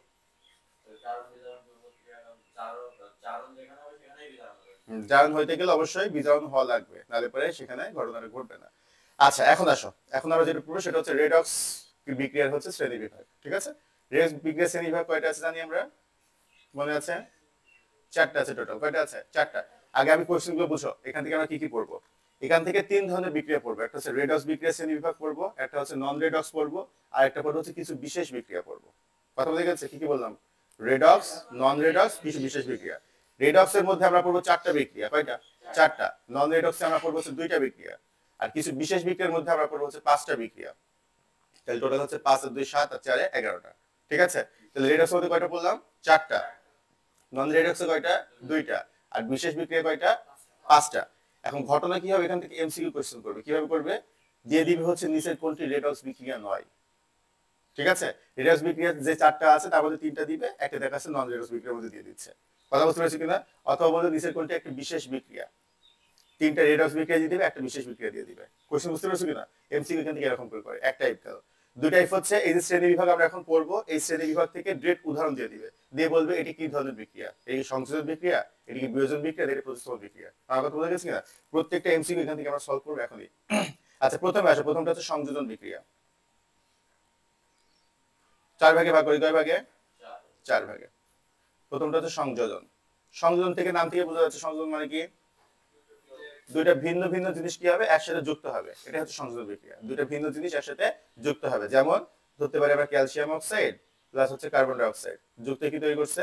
Calcium carbonate. তাহলে এটা একটা সংযোজন বিক্রিয়া। কেন সংযোজন বিক্রিয়া? কারণ এখানে হচ্ছে দুইটা ভিন্ন জিনিস যুক্ত হয়ে একসাথে তৈরি করছে। ক্লিয়ার এটা? এখন আসে হচ্ছে বিয়োজন বিক্রিয়া।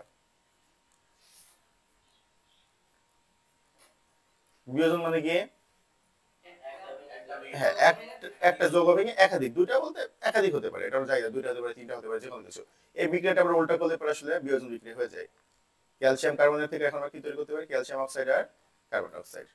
বুঝা গেছে কিনা? তাহলে এটা কি ধরনের বিক্রিয়া? এটা হচ্ছে একটা বিয়োজন বিক্রিয়া। কেন? কারণ একটা যৌগ ভেঙে একাধিক যৌগ তৈরি করছে, মৌল তৈরি করতে পারে, তাই না? তাহলে একটা যৌগ ভেঙে কি করছে? একাধিক যৌগ তৈরি করছে, এটা কি একটা বিয়োজন বিক্রিয়া। তিন নম্বর বিক্রিয়া হচ্ছে খুবই গুরুত্বপূর্ণ বিক্রিয়া, সেটা হচ্ছে প্রতিস্থাপন বিক্রিয়া।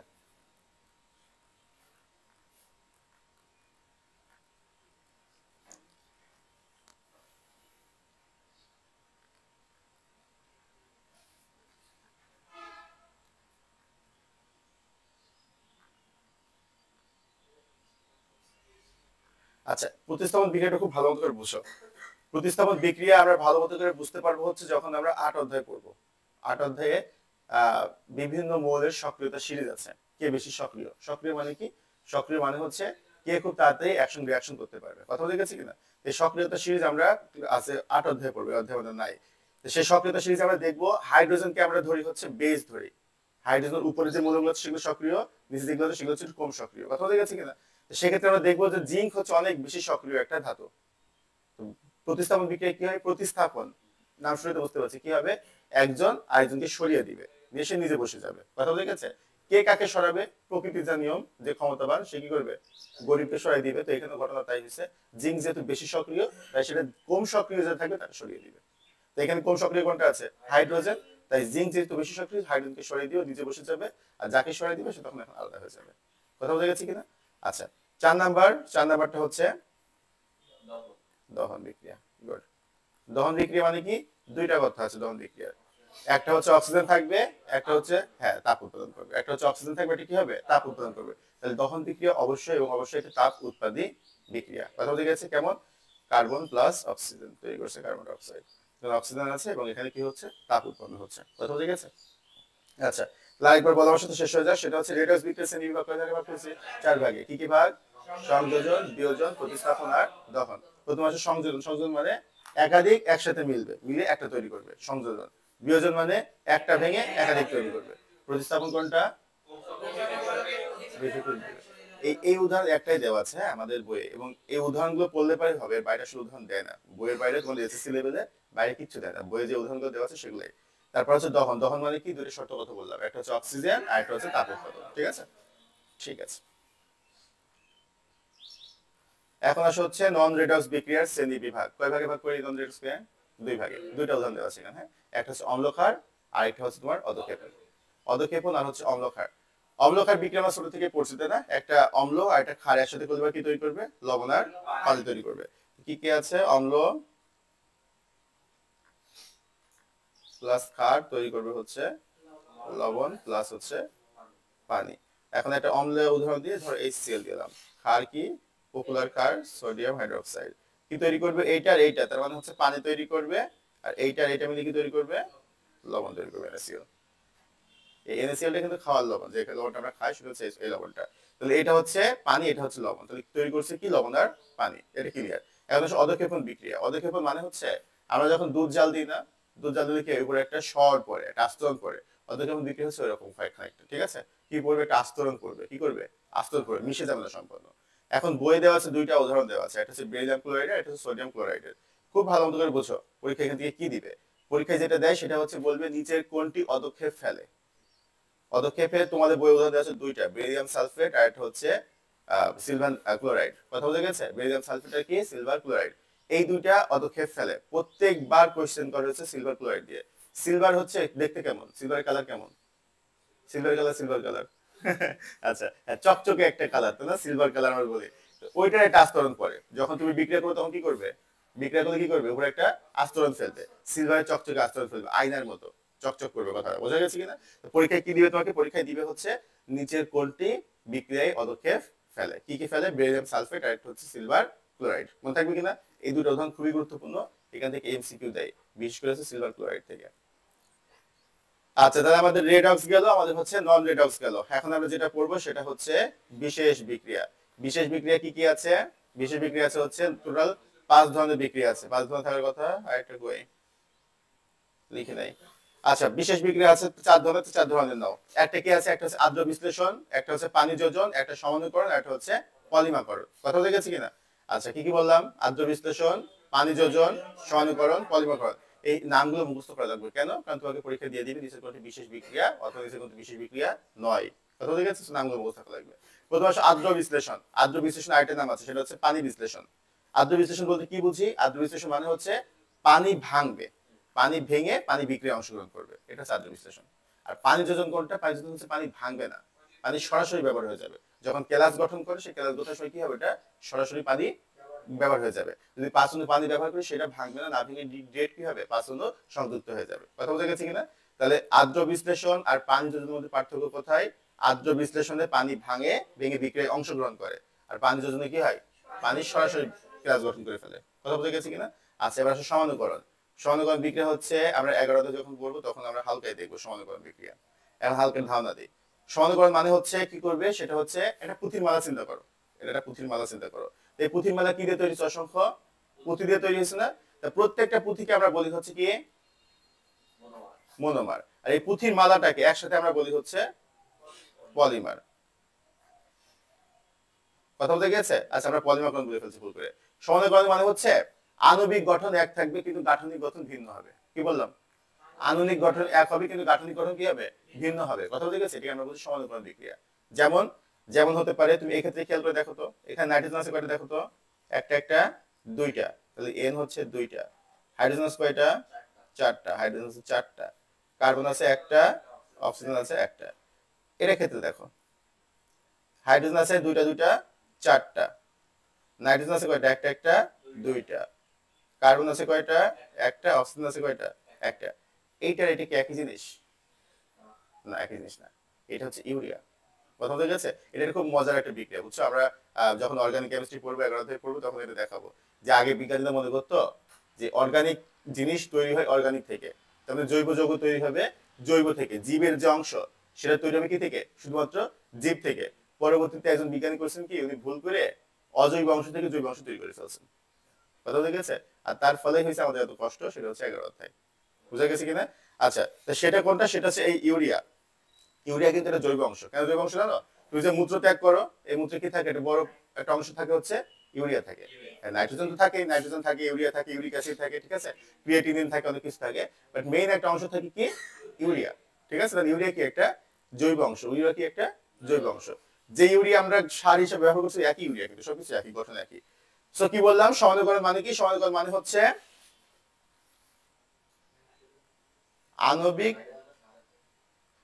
সংকেত এক, গাঠনিক সংকেত ভিন্ন।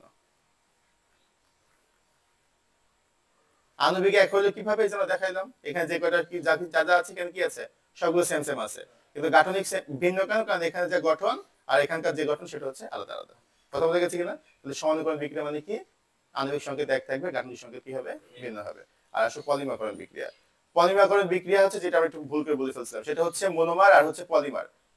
পলিমারকরণ বিক্রিয়া কি হবে? কোনো বিক্রিয়া অংশগ্রহণ কিছু করবে না, যেটা করবে সেটা হচ্ছে তুমি ছোট্ট একটা একক দিবা, ওই এককটার নাম হচ্ছে মনোমার। ওই মনোমার পর পর পর পর যুক্ত হবে, যুক্ত হইতে হইতে একটা বড় একটা কি তৈরি করবে? পলিমার তৈরি করবে। কথা বলতে গেছে কিনা? এটা হচ্ছে পলিমারকরণ বিক্রিয়া। একটা ছোট মনোমার দিবা, সেই একই মনোমার বারবার যুক্ত হবে, একটার পর একটা যুক্ত কি তৈরি করবে? পলিমার যুক্ত করবে। এবং এই বিক্রিয়ায় খুব উচ্চ চাপ এবং উচ্চ তাপ দেওয়া লাগে, যেমন পলিথিন তৈরি করা হয় যেভাবে। কথা বলতে গেছে কিনা? আমরা সামনে পড়বে 11 যে পলিমারকরণ বিক্রিয়া দুই রকম হয়ে থাকে, জুট এবং হচ্ছে ঘনীভবন, এটা আমরা পরে দেখবো। তাহলে আসলে আমরা আরেকবার বলি, এটা বললাম হচ্ছে বিশেষ ধরনের বিক্রিয়া। কয়টা আছে? চারটা। কি কি আছে? আদ্র বিশ্লেষণ, পানি যোজন, পলিমাকরণ আর হচ্ছে সমানুকরণ। ঠিক আছে, বলা হচ্ছে আদ্র বিশ্লেষণ কাকে বলছি আমরা?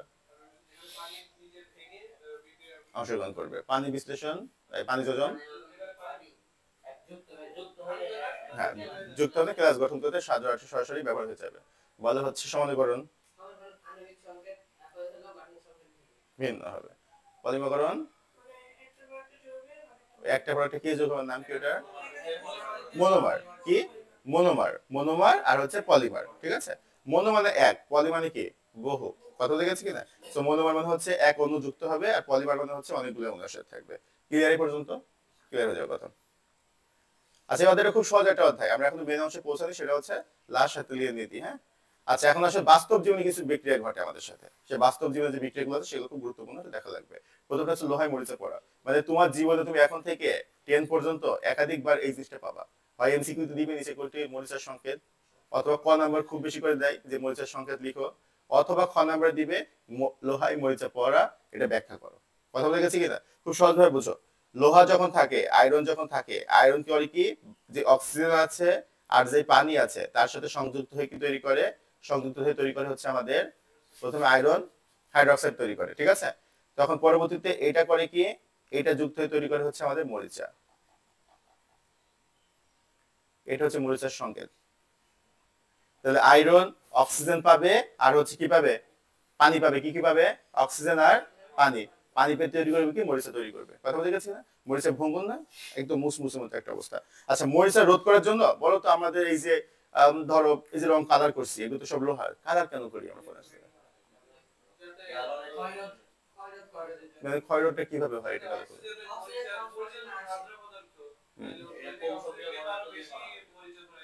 হ্যাঁ, আমরা ওটা একটা প্রোটেকশন লেয়ার দিই আসলে। কথা বুঝে গেছে? আমরা কালার করি বা উপরে যাই যাই দিই না কেন, সেটা হচ্ছে একটা কি করি? প্রোটেকশন লেয়ার দিই। কিসের থেকে বাঁচার জন্য? হয় পানি এবং অক্সিজেন, যদি দুইটা একসাথে না যেতে পারে। কথা বুঝে গেছে? তাহলে লোহা ভিতর থাকলো, উপরে আমি একটা প্লাস্টিক কভার দিয়ে দিলাম। রং মানে তো কাইন্ড অফ প্লাস্টিক জিনিস, তো প্লাস্টিক কভার দিয়ে দিলাম উপরে। তাহলে এই প্লাস্টিক কভার ভেদ করে কি হতে পারবে না? ভিতরে পানি এবং হচ্ছে অক্সিজেন যেতে পারবে না। তখন লোহা কি থাকবে? নিরাপদ থাকবে। কথা বুঝে গেছে কিনা? আচ্ছা, এই জন্য যেগুলো যেসব স্থাপনা পানিতে মধ্যে করা হয় সেগুলো তো লোহা ব্যবহার করে না। কথা বুঝে গেছে? সেগুলো মরিচা রোধ যেগুলো আছে সেগুলো ব্যবহার করা থাকে। ক্লিয়ার না জিনিসটা? আচ্ছা, এখন আসলে তামা আর রূপার ক্ষয়রোধ।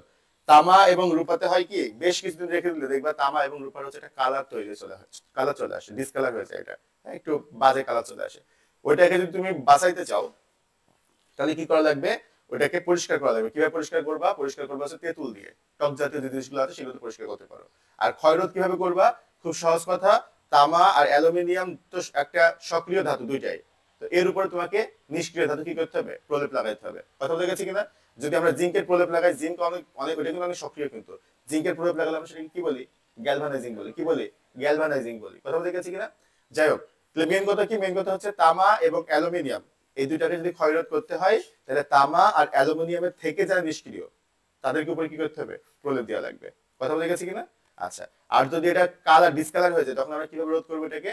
উপরে হচ্ছে তেঁতুল বা লেবু, তেঁতুল দিলে বেশি ভালো হয়। তেঁতুল দিয়ে কি করতে হবে? এটাকে পরিষ্কার করে ফেলতে হবে। কথা বলে গেছে? আর তামার কারোর বাসায় কি তামার জিনিসপত্র আছে নাকি? তামা, তামা থালা বাসন থালা আছে না? এই তুমি তো ব্র্যান্ড বড় লোক তাইলে, হ্যাঁ? এখন একটা থালা এতটুকু বাটির দামই 2000-3000 টাকা করে। আচ্ছা, এখন আসে পিঁপড়া বা মৌমাছির কামড়ের জ্বালা নিরাময়। এটা জীবনে আমাদের মোটামুটি সবাই কিছু না কিছু জায়গায় মৌমাছির কামড় খাইছি। যখন মৌমাছি কামড় খায়, মৌমাছিদের বা পিঁপড়াতে একটা অ্যাসিড থাকে। অ্যাসিডের নাম হচ্ছে ফর্মিক অ্যাসিড। এবং এটার গঠন কি? গঠন হচ্ছে HCOOH। এই ফর্মিক অ্যাসিড থাকে, যেহেতু অ্যাসিড থাকছে ওখানে জ্বালা পোড়া হবে। আমরা তোমাদের 8, 9 অধ্যায় হচ্ছে 9 অধ্যায় পড়বো এটা, অ্যাসিড ক্ষার বিক্রিয়া। কথা বলে গেছে? সেখানে আমরা দেখবো কি যে অ্যাসিডের একটা, অ্যাসিড এবং ক্ষার দুইটার ক্ষেত্রেই তাদের একটা বৈশিষ্ট্য আছে। বৈশিষ্ট্য হচ্ছে এটা ক্ষয়কারী হয়। কি হয়? ক্ষয়কারী হয়, মানে ক্ষয় করে দেয় জায়গাটা, ওখানে জ্বালা পোড়া সৃষ্টি হয়। ঠিক আছে? অ্যাসিড এবং ক্ষার দুইটাই। তো যখন এটা ফর্মিক অ্যাসিড, যেহেতু অ্যাসিড, তাহলে কি করবে? ওখানে জ্বালা পোড়া সৃষ্টি করবে। তাহলে কি করতে হবে? উপরে অ্যাসিডের উপরে কি দিয়ে দিব? ক্ষার দিয়ে দিব। এর দিয়ে কি তৈরি করবে? প্রশমন বিক্রিয়া হয়ে যাবে। কথা বলে গেছে না? লবণ আর পানি তৈরি করে এটাকে প্রশমিত করে দিবে। কথা বলে গেছে? তো অ্যাসিড, যে অ্যাসিডটা থাকে সেই অ্যাসিডের নাম কি বললাম? Formic acid. আর আমরা ক্ষার একটা ব্যবহার করতে পারি, কি সবচেয়ে বেশি যেটা ব্যবহার করি সেটা হচ্ছে চুন ব্যবহার করি। কথা বলে গেছে কিনা? ক্লিয়ার এটা? আচ্ছা, এখন আসো শ্বসন প্রক্রিয়ার মাধ্যমে শক্তি উৎপাদন। শ্বসন প্রক্রিয়ার মাধ্যমে শক্তি কিভাবে উৎপন্ন হয়ে থাকে? শ্বসন মনে আছে? শ্বসন কয় প্রকার আগে বলো তো? কি কি? কত শোষণে চলে গেছে? আচ্ছা, ওইটা হচ্ছে আহ, শুধু এক শোষণে চলে গেছে। আমরা ওভারঅল শোষণের কথা বলছি। প্রথমে আসো ওভারঅল শোষণ। ওভারঅল শোষণ কি কয় ভাগে ভাগ করা থাকে? তোমরা শোষণ বলতে কি বুঝালে তাই বলো? শক্তি ভেঙে যায়, তাই তো? এটিপি তৈরি করে, এটা তো জানো তাই না? আচ্ছা, এই যে নিঃশ্বাস নিচ্ছ, নিঃশ্বাস ছাড়ছো, এটা তো শোষণ। নিঃশ্বাস নিচ্ছ, ছাড়ছো, এটা কি? এটাও কিন্তু শোষণ। ঠিক আছে? আচ্ছা, দুই ভাগে ভাগ করি। একটা হচ্ছে আহ একটা হচ্ছে বাহ্যিক শোষণ, একটা হচ্ছে অভ্যন্তরীণ শোষণ। একটা হচ্ছে বহিঃ শোষণ, একটা হচ্ছে অন্তঃশোষণ। কি কি বললাম? বহিঃ শোষণ আর অন্তঃশোষণ। অন্তঃশোষণে আমরা মোটামুটি পড়াশোনা করছি, বহিঃ শোষণ আমাদের নাই। তোমাদের হচ্ছে বহিঃ শোষণ 7 অধ্যায় যখন খুলবা তখন দেখবে একদম প্রথমেই লেখা আছে বহিঃ শোষণ দিয়ে। কিন্তু তোমরা আমাদের 7 অধ্যায় প্রথম পেজ খুলো না, কারণ এটা কেউ খুলো না 7 অধ্যায় প্রথম পেজ। হ্যাঁ, আর ইন্টারগেট আমরা ব্যাপকভাবে পড়বো।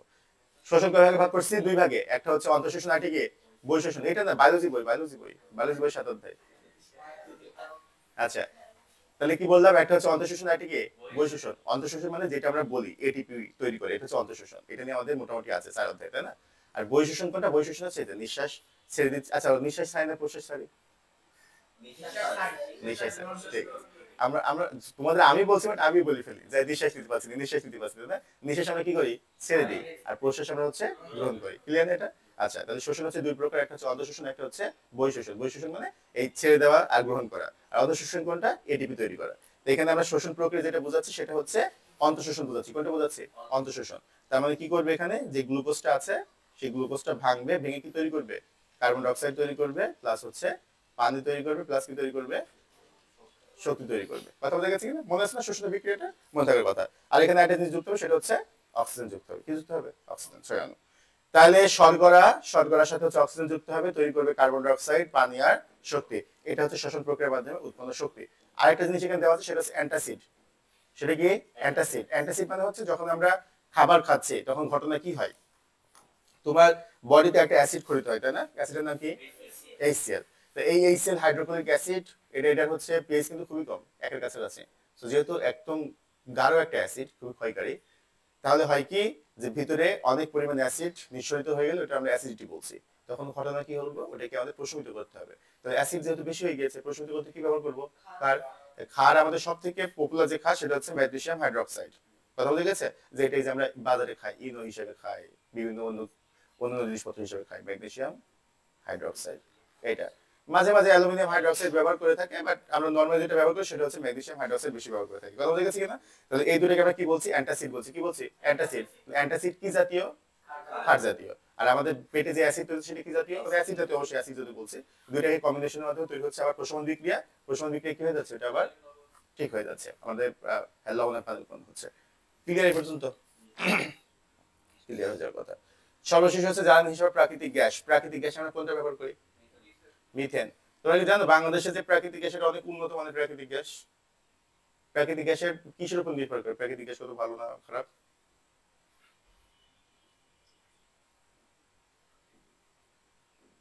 বাংলাদেশে যে প্রাকৃতিক গ্যাস থাকে এটাতে প্রায় 98% মিথেন থাকে।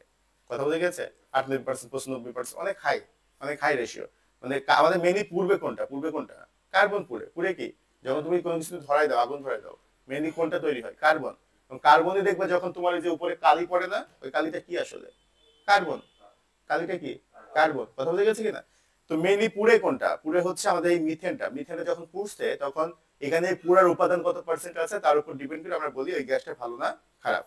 তা মিথেনে এই ক্ষেত্রে প্রায় থাকে হচ্ছে প্রায় 98%, 95%। আর বাইরের দেশগুলোতে থাকে 80%, 85% এর কাছাকাছি। কথা বুঝতে পেরেছি কিনা? ক্লিয়ার? তাহলে জ্বালানি গ্যাস হিসেবে কিভাবে কাজ করে সেটা হচ্ছে মিথেন থাকবে, মিথেনের সাথে কি বিক্রিয়া করবে? অক্সিজেন বিক্রিয়া করবে। তৈরি করবে কি আমাদের? কার্বন ডাই অক্সাইড তৈরি করবে, পানি তৈরি করবে, আর তৈরি করবে হচ্ছে শক্তি পাবো আমরা। কথা বলে গেছে কিনা? এই শক্তিটা কোন শক্তি? এই শক্তিটা হচ্ছে তাপ শক্তি। ক্লিয়ার পর্যন্ত? সরাসরি মোটামুটি বুঝতে পেরেছে। এটা গেল হচ্ছে আমাদের বিশেষ ধরনের যে বিক্রিয়াগুলো ছিল বা বাস্তব জীবনের যে বিক্রিয়াগুলো ছিল সেই 5টা বিক্রিয়া। এখন আসে হচ্ছে সাম্য অবস্থায়। এখন হচ্ছে মেইন পড়াশোনায় আমরা ঢুকে পড়ছি।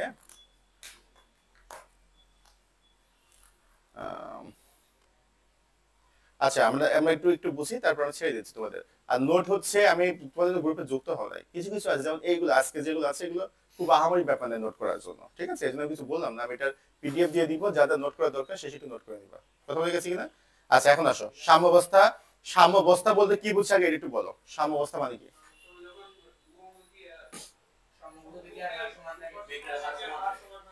সম্মুখমুখী আর হচ্ছে পশ্চাৎমুখী যে বিক্রিয়া থাকে সেটা হার সমান থাকবে। এটা বলতে কি বলছি খুব ভালো মতো করে দেখো। মনে করো একটা এ আছে একটা বি আছে, একজন এ একজন বি। তো একে আমি মনে করো 2টা আপেল দিছি আর একে আমি দিয়েছি 4টা আপেল। এটা কি সমান সংখ্যা কি এক? সংখ্যা তো এক না, তাই না? যেহেতু কম বেশি আছে। তারপর আমি করছি কি এটা আরো 2টা আপেল দিছি, তাহলে কয়টা হয়ে গেল? 4টা। এর হয়ে গেল কয়টা? তাহলে এর দিছি 2টা, হয়ে গেল হচ্ছে 6টা। কথা বলে গেছে? তাহলে এখন কি এদের ইয়া কি সমান না? কিন্তু এখন আমি ঘটনাটা বুঝছি। সাম্যাবস্থা মানে কি? সাম্যাবস্থা মানে হচ্ছে তাদের যে পার্থক্যটা এখন হবে সে পার্থক্যটা সবসময় সেম থাকবে। পার্থক্য কি থাকবে? সেম। আমি যদি এখন এদের প্রত্যেকবারই একে 2টা করে দিই আর একেও 2টা করে দিই, তাহলে কি পার্থক্য কোনো সময় আলাদা হবে? পার্থক্য আলাদা হবে? পার্থক্য কিন্তু একই থাকবে, কিন্তু সংখ্যা কিন্তু আলাদা। সংখ্যা কি আলাদা? সাম্যাবস্থা মানে এমন না যে এদিকে বিক্রিয়ক আছে ওই পাশে উৎপাদ আছে, বিক্রিয়ক আর উৎপাদ সমান হয়ে যাবে, ব্যাপারটা তা নয়। ব্যাপারটা হচ্ছে বিক্রিয়ক আর উৎপাদের মধ্যে যে পার্থক্য আছে সেই পার্থক্যটা কি থাকবে? এখন সমান থাকবে। কথা বলে গেছে কিনা? কেন পার্থক্য সেম থাকবে? কারণ এই দিক থেকে এই দিকে যে পরিমাণ উৎপাদ তৈরি করছে ঠিক একই পরিমাণ উৎপাদ থেকে কি তৈরি হচ্ছে? বিক্রিয়ক তৈরি হচ্ছে। এটাকে আমরা বলি সাম্যাবস্থা। কথা বলে গেছে কিনা? এখন মনে করো একটা বালতি নিয়েছি আমি এখানে, হ্যাঁ? বালতি নিয়ে বালতি হচ্ছে নিচে একটা ফুটা করে দিয়েছি আর উপরে একটা পাইপ আমি পানির মধ্যে ডুবাই রেখেছি। এখন যেই পরিমাণ পানি ওই ফুটা দিয়ে বেরিয়ে যাচ্ছে ঠিক সেই পরিমাণ পানি যদি পাইপ দিয়ে উপরে ঢেলি, বালতিতে যে পানি বেরিয়ে যাচ্ছে আর পানি যে ঢুকাচ্ছে তুমি টেরই পাবা না। কেন টের পাবা না? কারণ যেই পরিমাণ বেরিয়ে যাচ্ছে সেই পরিমাণ কি করছো তুমি? সঙ্গে সঙ্গে ওটা ঢুকাই দিচ্ছ। কথা বলে গেছে কিনা? তাহলে বাইরে যে চলে যাচ্ছে পানিটা তুমি টের পাবা না। ঠিক একইভাবে যখন সাম্যাবস্থায় থাকে কোনো বিক্রিয়া তখন মনে হয় বিক্রিয়া থেমে গিয়েছে। কেন থেমে গিয়েছে? কারণ সম্মুখমুখী বিক্রিয়া যেরকম ভাবে যায় যতটুকু হারে হয়, বিপরীতমুখী বিক্রিয়ার হার কেমন হয়? সেম টু সেম হয়। কথা বলতে গেছি কিনা? তাহলে পরিবর্তনটা সেম আসছে। পরিবর্তন সেম আসলে তো বোঝার কোনো সুযোগ নাই।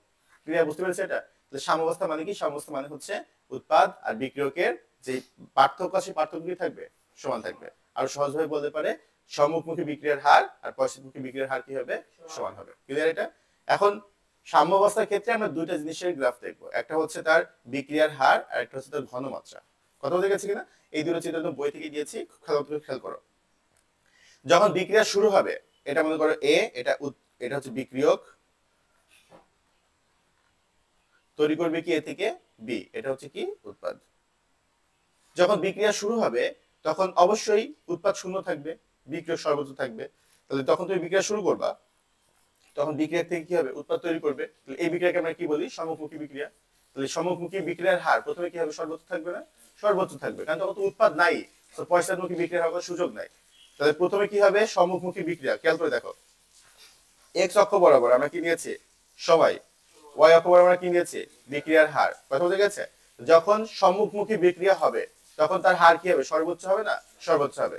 আস্তে আস্তে বিক্রিয়া যত আগাবে সম্মুখমুখী বিক্রিয়ার হার কমতে থাকবে আর পশ্চাৎমুখী বিক্রিয়ার হার বাড়তে থাকবে।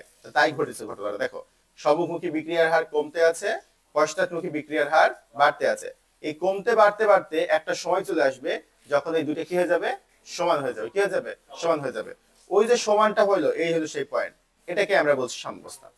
কথা বলে গেছে। এবং এটা চলতে থাকবে, কতক্ষণ ধরে চলবে, যতক্ষণ না তুমি ওর উপর কোনো নিয়ামক চাপিয়ে দাও। নিয়ামক আছে তিনটা, তাপ, চাপ, ঘনমাত্রা। কথা বলে গেছে কিনা, সাম্যাবস্থা এরকমই চলতে থাকবে যতক্ষণ না তুমি তার উপর কোনো একটা নিয়ামক চাপিয়ে দিচ্ছ। কথা বলে গেছে কিনা, আমি আবার বলছি, রাসায়নিক সাম্যাবস্থার উপরে বিক্রিয়ার হারের কি প্রভাব আছে। প্রথম অবস্থায় এটা থাকবে হচ্ছে বিক্রিয়ার হার থাকবে সর্বোচ্চ, সম্মুখমুখী বিক্রিয়ার হার। আর প্রাথমিক অবস্থায় বিপরীতমুখী বিক্রিয়ার হার কি থাকবে, সর্বনিম্ন।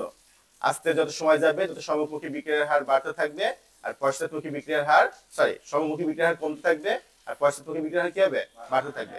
একটা নির্দিষ্ট সময় পর দুইটা কি হয়ে যাবে, সেম হয়ে যাবে। এই সময় হয়ে যাওয়াকে আমরা বলছি হচ্ছে সাম্যাবস্থা। ক্লিয়ার, এটা ক্লিয়ার হয়ে যাওয়ার কথা। এখন আসে হচ্ছে রাসায়নিক সাম্যাবস্থার উপরে হচ্ছে ঘনমাত্রার প্রভাব। একই কথা আগের মতো, প্রথম যখন ইনিশিয়াল অবস্থায় আছে তখন বিক্রিয়কৃত সব, উৎপাদ কি আছে, নাই। তাহলে আমরা এক্স অক্ষ বরাবর কি নিয়েছি, সময় নিয়েছি, আর ওয়াই অক্ষ বরাবর কি নিয়েছি, ঘনমাত্রা। যখন ইনিশিয়াল পয়েন্ট, একদম শুরুর পয়েন্ট, তখন কি হবে, তখন হচ্ছে বিক্রিয়ক সব। বিক্রিয়ক হচ্ছে সর্বোচ্চ, এদের সর্বোচ্চ পয়েন্টে আছে। আর তখন উৎপাদ কি, একদম শূন্য, শূন্য পয়েন্টে আছে। বিক্রিয়া যত বাড়তে থাকবে তত বিক্রিয়ক কি হবে, কমতে থাকবে না, বিক্রিয়ক কমতে থাকবে। বিক্রিয়ক কমছে আর বাড়তে থাকবে কি, তাহলে উৎপাদ, উৎপাদ বাড়ছে, বিক্রিয়ক কমছে, উৎপাদ বাড়ছে। একটা নির্দিষ্ট পয়েন্ট পর আমরা বলছিলাম সম্মুখমুখী বিক্রিয়ার হার আর পশ্চাৎমুখী বিক্রিয়ার হার কি হবে, সমান হবে। যদি সমান হয় তাহলে বিক্রিয়ক আর উৎপাদের পরিমাণের পার্থক্য কি থাকবে। আমরা কিন্তু একটা লিস্ট দেখাইলাম কিন্তু, যে এখানে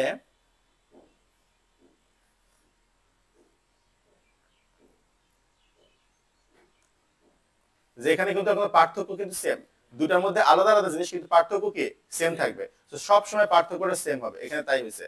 এটার মধ্যে যে পার্থক্য, এখান থেকে এখানের মধ্যে হচ্ছে একই পার্থক্য। কথা বলে গেছে কিনা।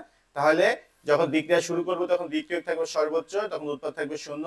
আস্তে আস্তে উৎপাদ বাড়তে থাকবে, বিক্রিয়ক কমতে থাকবে, কমতে কমতে একটা পয়েন্ট আসবে যে পয়েন্টে এটার কোনো পার্থক্য থাকবে না, সবসময় সমান পরিমাণে যাবে। কথা বলে গেছে কিনা। এবং এই অবস্থাটাকে আমরা বলছি হচ্ছে সাম্যাবস্থা। রাসায়নিক সাম্যাবস্থা বোঝা গেছে, ক্লিয়ার হয়ে যাওয়ার কথা।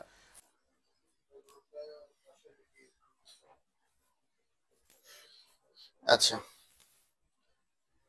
সেটা হচ্ছে আমরা আজকে পড়বো হচ্ছে লা শাতেলিয়ার নীতি। ঠিক আছে, এই পার্টটা থেকে নরমালি বেশি সিকিউ দিয়ে থাকে এবং এটা খুবই সহজ একটা টপিক, কিন্তু কেন জানি না আমাদের একটু এটাতে সমস্যা হয়। আমরা খুব বেসিক ভাবে বুঝবো, বেশি এখান থেকে পেঁচাবো না। আমরা চেষ্টা করবো খুব বেসিক ভাবে বুঝার, এবং এটা একটু বাসায় দু একটা অ্যাপ্লাই করবো, দেখবো ঠিক হয়ে গেছে। লা শাতেলিয়ার নীতি কি বলে আগে সেটা একটু বুঝি, খুব খুব স্বাভাবিক ভাবে বুঝি। সেটা হচ্ছে একটা সাম্যাবস্থা। সাম্যাবস্থা মানে কি, বিক্রিয়ক থেকে উৎপাদ আর উৎপাদ থেকে বিক্রিয়ক তৈরি হওয়ার হার কি হবে, সেম হবে। কথা বলে গেছে কিনা। তাহলে এই পাশ থেকে এ, এটা হচ্ছে বি, এই পাশ থেকে এ যে পরিমাণ তৈরি হয় সেখান থেকে বি সেই পরিমাণ তৈরি হচ্ছে। এটাকে আমরা বলছি রাসায়নিক সাম্যাবস্থা। তো ঘটনা কি হচ্ছে, ঘটনা হচ্ছে এই সাম্যাবস্থার উপরে যদি কোনো একটা জিনিস, কি কি জিনিস আছে, তিনটা। একটা হচ্ছে তাপমাত্রা, একটা হচ্ছে চাপ, আর একটা হচ্ছে ঘনমাত্রা। এই তিনটার প্রভাব সাম্যাবস্থার উপরে পড়তে পারে। কথা বলে গেছে কিনা। একাধিক জিনিস হোক বা একটার প্রভাব হোক, যে কোনো একটা জিনিস যদি এই সাম্যাবস্থার উপরে পড়ে, সাম্যাবস্থা কি সাম্যাবস্থা থাকবে, থাকবে না। তখন সাম্যাবস্থা কি হবে, সাম্যাবস্থা হচ্ছে ও চাবে সাম্যাবস্থা হতে। যেহেতু সাম্যাবস্থা হতে চাবে তাই সে কি করবে, তুমি যদি যে কোনো তিনটার মধ্যে একটা বা একাধিক ওর উপরে চাপিয়ে দাও, ও হয় বিক্রিয়া ডান থেকে বামে অথবা বাম থেকে ডানে করে দিবে। করে দিয়ে কি করবে, আবার সাম্যাবস্থায় ফেরত আসার চেষ্টা করবে। কথা বলে গেছে। যতক্ষণ না সাম্যাবস্থায় ফেরত আসা যায় ততক্ষণ সে কি করবে, বাম থেকে ডানে ধাক্কায় দিবে। বিষয়টা আরেকটু ক্লিয়ারিফাই করি। সেটা হচ্ছে, ধরো এখানে আছে 2, এখানে আছে মনে করো 4। এখন আমি করছি কি, এখানে মনে করো আমি এক্সট্রা দিয়ে দিয়েছি 6। ঠিক আছে, তো এর হয়ে গেল কত, এখন 8 হয়ে গেল। সাম্যাবস্থা যখন ছিল তখন কত থাকা লাগবে, 2 আর 4 গ্যাপ থাকা লাগবে কত, 2 গ্যাপ থাকা লাগবে কত, 2। এই কি করবে, এর যেহেতু 8 হয়ে গিয়েছে আর এর 6 হয়ে গিয়েছে, এখন কি করবে, এ হচ্ছে কন্টিনিউয়াস একটা একটা করে দিতে থাকবে। কতক্ষণ দেবে? যতক্ষণ ওদের মাধ্যমে পার্থক্য কত আসছে, আবার 2 ফেরত আসছে, না আবার আগের সাম্যাবস্থায় ফেরত আসছে। কথা বলে গেছে কিনা? আবার বলি, এখন নীতিটা কি বলে সেটা একটু খেয়াল করো।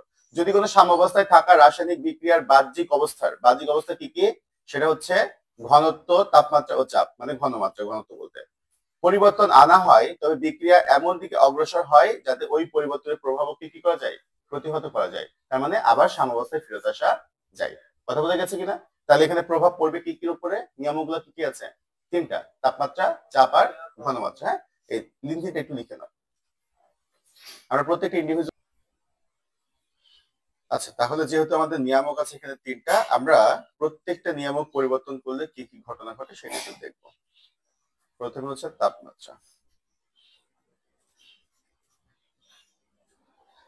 আচ্ছা, তাপমাত্রার উপর ভিত্তি করে আমরা বিক্রিয়াকে কয় ভাগে ভাগ করি? 2 ভাগে। কি কি? তাপ উৎপাদী, তাপ হারি।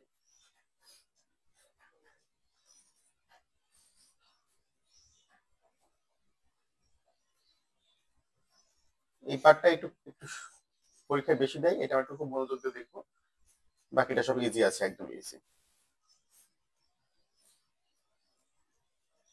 আচ্ছা, তাপ উৎপাদী বিক্রিয়া চেনার উপায় কি বলেছিলাম? কি আছে, কি হয়েছে? আমরা ডেল এইচ এর মান কি হবে? নেগেটিভ হবে, অথবা আমরা কি করতে পারি? উৎপাদের সাথে প্লাস করে দিব। আর তাপ হারির ক্ষেত্রে হচ্ছে ডেল এইচ হচ্ছে পজিটিভ হবে, অথবা বিক্রিয়কের সাথে প্লাস করে দিব। ঠিক আছে? আচ্ছা, এখন ঘটনা হচ্ছে, খুব ভালো মতো করে বুঝো যে বিক্রিয়া কোন দিক থেকে কোন দিকে যাবে। আমরা কি এটা বুঝছি? লাসের দিকটা বুঝছি? আমরা বলছিলাম সাম্যাবস্থায় থাকবে, আমি সেখানে পরিবর্তন নিয়ে আসবো। যখন পরিবর্তন নিয়ে আসবো, তখন কি করবে? সেটা হয় ডান দিকে যাবে অথবা বাম দিকে যাবে, গিয়ে কি করবে? সে আগের অবস্থায় ফেরত আসার চেষ্টা করবে। এটা হচ্ছে মেইন নীতি। কথা বলতে গেছে কিনা? তো এখন আমাদের যদি তাপমাত্রা পরিবর্তন করি, বিক্রিয়া তো একরকম না, বিক্রিয়া হচ্ছে 2 রকম, একটা তাপ উৎপাদী, একটা তাপ হারি।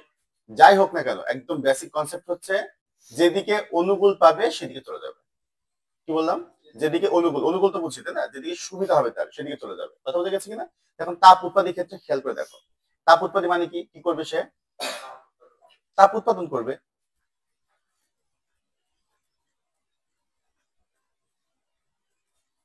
এখন ভাবো যে এটা হচ্ছে এ, আর এখানে গিয়েছে হচ্ছে বি। যদি তাপ উৎপাদী বিক্রি হয়, যদি তাপ উৎপন্ন করে, তাহলে তাকে কি তাপ দেওয়ার দরকার আছে?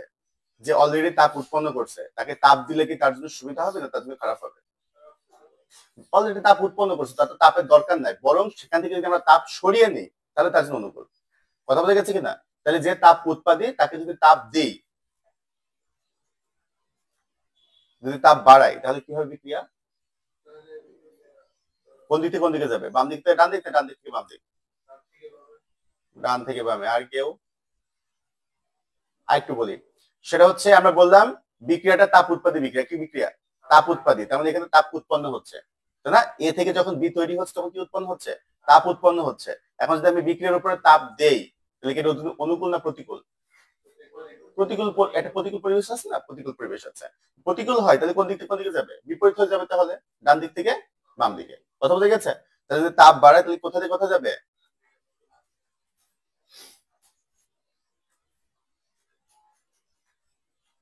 ডান থেকে বাম। এটা বোঝা গেছে কিনা? এখন বলো, যদি তাপ আমরা কমিয়ে দিই তাহলে কোন দিক থেকে কোন দিকে যাবে? বাম থেকে ডানে যাবে। এখন পরীক্ষা এটা কিভাবে দিবে খুব ভালো মতো করে বুঝো। তোমাকে একটা তাপ উৎপাদী বিক্রিয়া দিয়ে দিবে। এখন তুমি আইডেন্টিফাই তো করা শিখে গেছো, হয় ডেল এইচ এর মান দেখবে, না প্লাস লিখবা, কি আছে দেখে সেখান থেকে তুমি আইডেন্টিফাই করবে যে এটা একটা তাপ উৎপাদী বিক্রিয়া। কিন্তু তোমাকে বলবে এই বিক্রিয়ায় সর্বোচ্চ উৎপাদ কিভাবে পেতে পারি। কারণ আমাদের উদ্দেশ্য কি, একটা ইন্ডাস্ট্রির উদ্দেশ্য কি? যে পরিমাণ কাঁচামাল দিবে তার থেকে সর্বোচ্চ পরিমাণ প্রোডাক্ট নিবে, সেটা তো এখানে ঘটনা। বিক্রিয়ক মানে কি? সর্বোচ্চ কাঁচামাল, আর উৎপাদ মানে কি? আমাদের প্রোডাক্ট, তাই না? তো আমাদের উদ্দেশ্য হচ্ছে সর্বোচ্চ কাঁচামাল ব্যবহার করে সর্বোচ্চ প্রোডাক্ট আমরা কিভাবে পেতে পারি। তোমাকে কোশ্চেন তাহলে কি করবে, একটা তাপ উৎপাদী বিক্রিয়া দিবে, দিয়ে বলবে এখান থেকে আমরা কিভাবে সর্বোচ্চ প্রোডাক্ট বা উৎপাদ পেতে পারি। তো তুমি যখন আইডেন্টিফাই করছো এটা তাপ উৎপাদী বিক্রিয়া, তাহলে তুমি কি করতে পারো বলতো? তোর উদ্দেশ্য কি হবে? উদ্দেশ্য হচ্ছে বাম দিক থেকে বিক্রিয়া কোন দিকে নিতে হবে? ডান দিকে। বিক্রিয়ক থেকে কোথায় নিয়ে যেতে হবে? উৎপাদে, তাই না? তাহলে তুমি সর্বোচ্চ উৎপাদ পাচ্ছ। ঘটনা হচ্ছে যে এটা তাপ উৎপাদী বিক্রিয়া, তাহলে তুমি এখানে কি অ্যাপ্লাই করলে বাম থেকে ডানে যাচ্ছে? তাপকে কমিয়ে দিলে পারে। কথা বলতে গেছো কিনা? তাহলে তোমাকে যখন একটা তাপ উৎপাদী বিক্রিয়া দিয়ে বলবে এখানে কি ধরনের পরিবর্তন আনলে সর্বোচ্চ উৎপাদ পাওয়া, তখন তুমি কি বলবা? বলবে এটা তাপ উৎপাদী বিক্রিয়া, তাই যদি এখান থেকে আমরা তাপ অপসারণ করি, তাপকে সরিয়ে দিই, তাহলে এটা সর্বোচ্চ পরিমাণ উৎপাদ দিবে, অর্থাৎ বিক্রিয়া বাম দিক থেকে ডান দিকে যাবে। এটা কি ক্লিয়ার হয়েছে? ক্লিয়ার সবাই? ক্লিয়ার হয়েছে? ক্লিয়ার হয়েছে? ক্লিয়ার হয়েছে। আচ্ছা, এখন আসলে তাপহারি। তাপহারি মানে কি? তাপ শোষণ করবে। এখন একইভাবে বিক্রিয়ার ক্ষেত্রে হিসাব করে দেখো, তাপ হারি মানুষ তাপ শোষণ করবে, তাপ দরকার। শোষণ করা মানে কি? সে তাপটা নেয়, নিয়ে বিক্রিয়া করে। কথা বুঝে গেছে? যে তাপ নিয়ে বিক্রিয়া করে তাকে তো তাপ দিলে তার ভালো না খারাপ? এই খারাপ কেন? আবার বুঝো, যে তাপ নেয়, নিয়ে বিক্রিয়া করে, তাকে তো তাপ দেওয়াই লাগবে, তো সে বিক্রিয়া করতে পারবে না। কথা বুঝে গেছে? তাপ হারি মানে কি? তাপ নেয়। তাপ হারি মানে কি? তাপ নিয়ে বিক্রিয়া করে। তাহলে এ তাপ নিবে, নিলে তো দিলে তো সুবিধা না? দিলে সুবিধা। তাহলে তাপ হারি বিক্রিয়ার ক্ষেত্রে যদি আমরা তাপ বাড়াই, তাহলে তার দিকে সুবিধা না খারাপ? সুবিধা বা ভালো। তাহলে কোন দিক থেকে কোন দিকে যাবে? বাম থেকে ডানে যাবে। আর যদি তাপ এখান থেকে আর উল্টো অপসারণ করে দিই, তার দরকার তাপ, তাকে তো আমি দিচ্ছি না, বরং অপসারণ করে দিচ্ছি, তাহলে তখন সে কোন দিক থেকে কোন দিকে যাবে? ডান থেকে বামে। এটা কি ক্লিয়ার হয়েছে? ধরো তোমাকে বিক্রিয়া দিয়ে দিচ্ছে হচ্ছে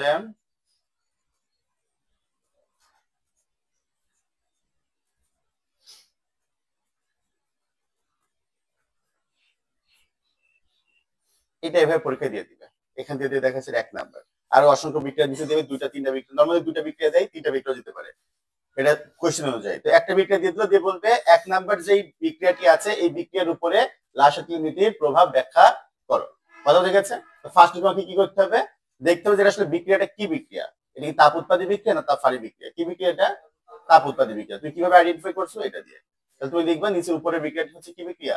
তাপ উৎপাদী বিক্রিয়া। কারণ এখানে ডেল এর মান কি? নেগেটিভ। এখন আসো এর উপর তাপমাত্রার প্রভাব কি করলে আমরা সর্বোচ্চ উৎপাদ পেতে পারি এখান থেকে? যেহেতু তাপ উৎপাদী বিক্রিয়া, তাই তাপ সরিয়ে নিলে এখানে সর্বোচ্চ পরিমাণ পাবো। তাহলে কি বলবো আমরা? আমরা বলবো এই বিক্রিয়ার উপর যদি আমরা তাপ সরিয়ে নিই, তাহলে সেটা বাম দিক থেকে ডান দিকে যাবে। আর যদি তাপ দেই, তাহলে ডান দিক থেকে বাম দিকে যাবে। ক্লিয়ার আশা করি, তাই না? নিশ্চয়ই ক্লিয়ার হয়েছে। এখন আসো পরেরটাতে। পরেরটা হচ্ছে চাপ।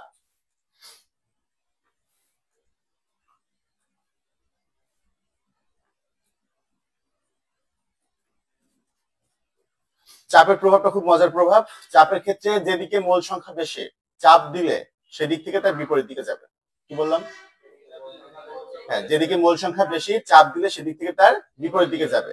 যেমন ধরো এখানে একদম গ্রেট উদাহরণ দিই, হ্যাঁ, আগে যেটা উদাহরণ ছোট দেওয়া যায়।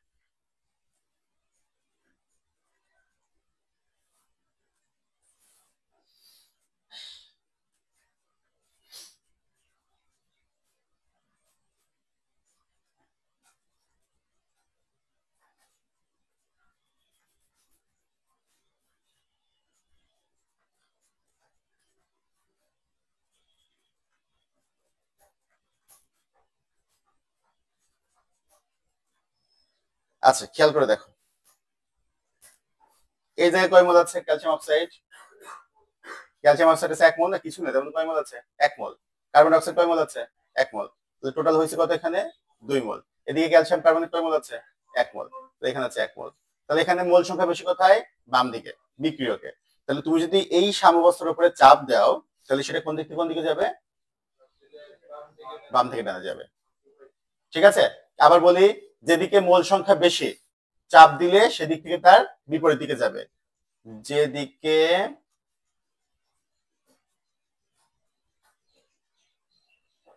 মোল সংখ্যা বেশি,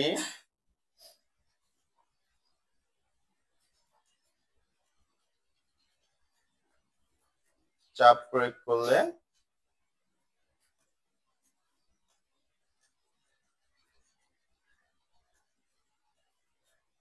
বিক্রিয়া তার বিপরীত দিকে যাবে। আচ্ছা, বলো তাহলে 2 নাম্বার ক্ষেত্রে কি হবে খেয়াল করে বলো তো। 2 নাম্বার হচ্ছে এখানে মোল সংখ্যা কত আছে? 1, আর এখানে মোল সংখ্যা কত? 1 1 এ 2। তাহলে যদি আমরা এখানে চাপ প্রয়োগ করি, যেহেতু উৎপাদে মোল সংখ্যা বেশি, তাই ডান দিক থেকে বামে যাবে। বিক্রিয়া যাবে হচ্ছে, এদিকে ছিল ডান, বাম থেকে ডান, এখানে যাবে হচ্ছে ডান থেকে বামে। ক্লিয়ার এটা? এখন হচ্ছে 3 নাম্বারের উপরে। 3 নাম্বার হচ্ছে মজার একটা বিক্রিয়া। এখানে আছে 1, এখানে আছে 1, মিলিয়ে কত হইলো? 2। আর এখানে কত আছে? 2। তাহলে দুদিকে কি সমান? তাহলে কি হবে? এখানে প্রভাব থাকবে না। যখন দুই দিকেই মোল সংখ্যা বেশি, তাহলে এখানে চাপের কোনো প্রভাব থাকবে না। কথা বোঝা গেছে কিনা? চাপের প্রভাব তখনই থাকবে যখন মোল সংখ্যার পার্থক্য থাকবে। কথা বোঝা গেছে, ক্লিয়ার এটা?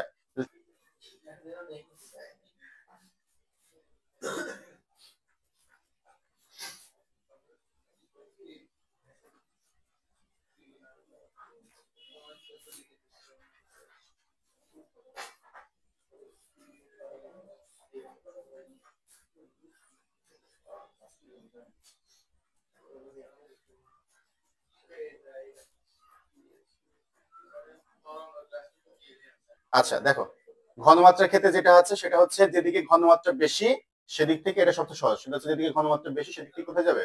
তার বিপরীত দিকে যাবে। কথা বোঝা গেছে কিনা? জাস্ট এইটুকু লিখে নাও। এই হচ্ছে মোটামুটি আমাদের রাশির নীতি।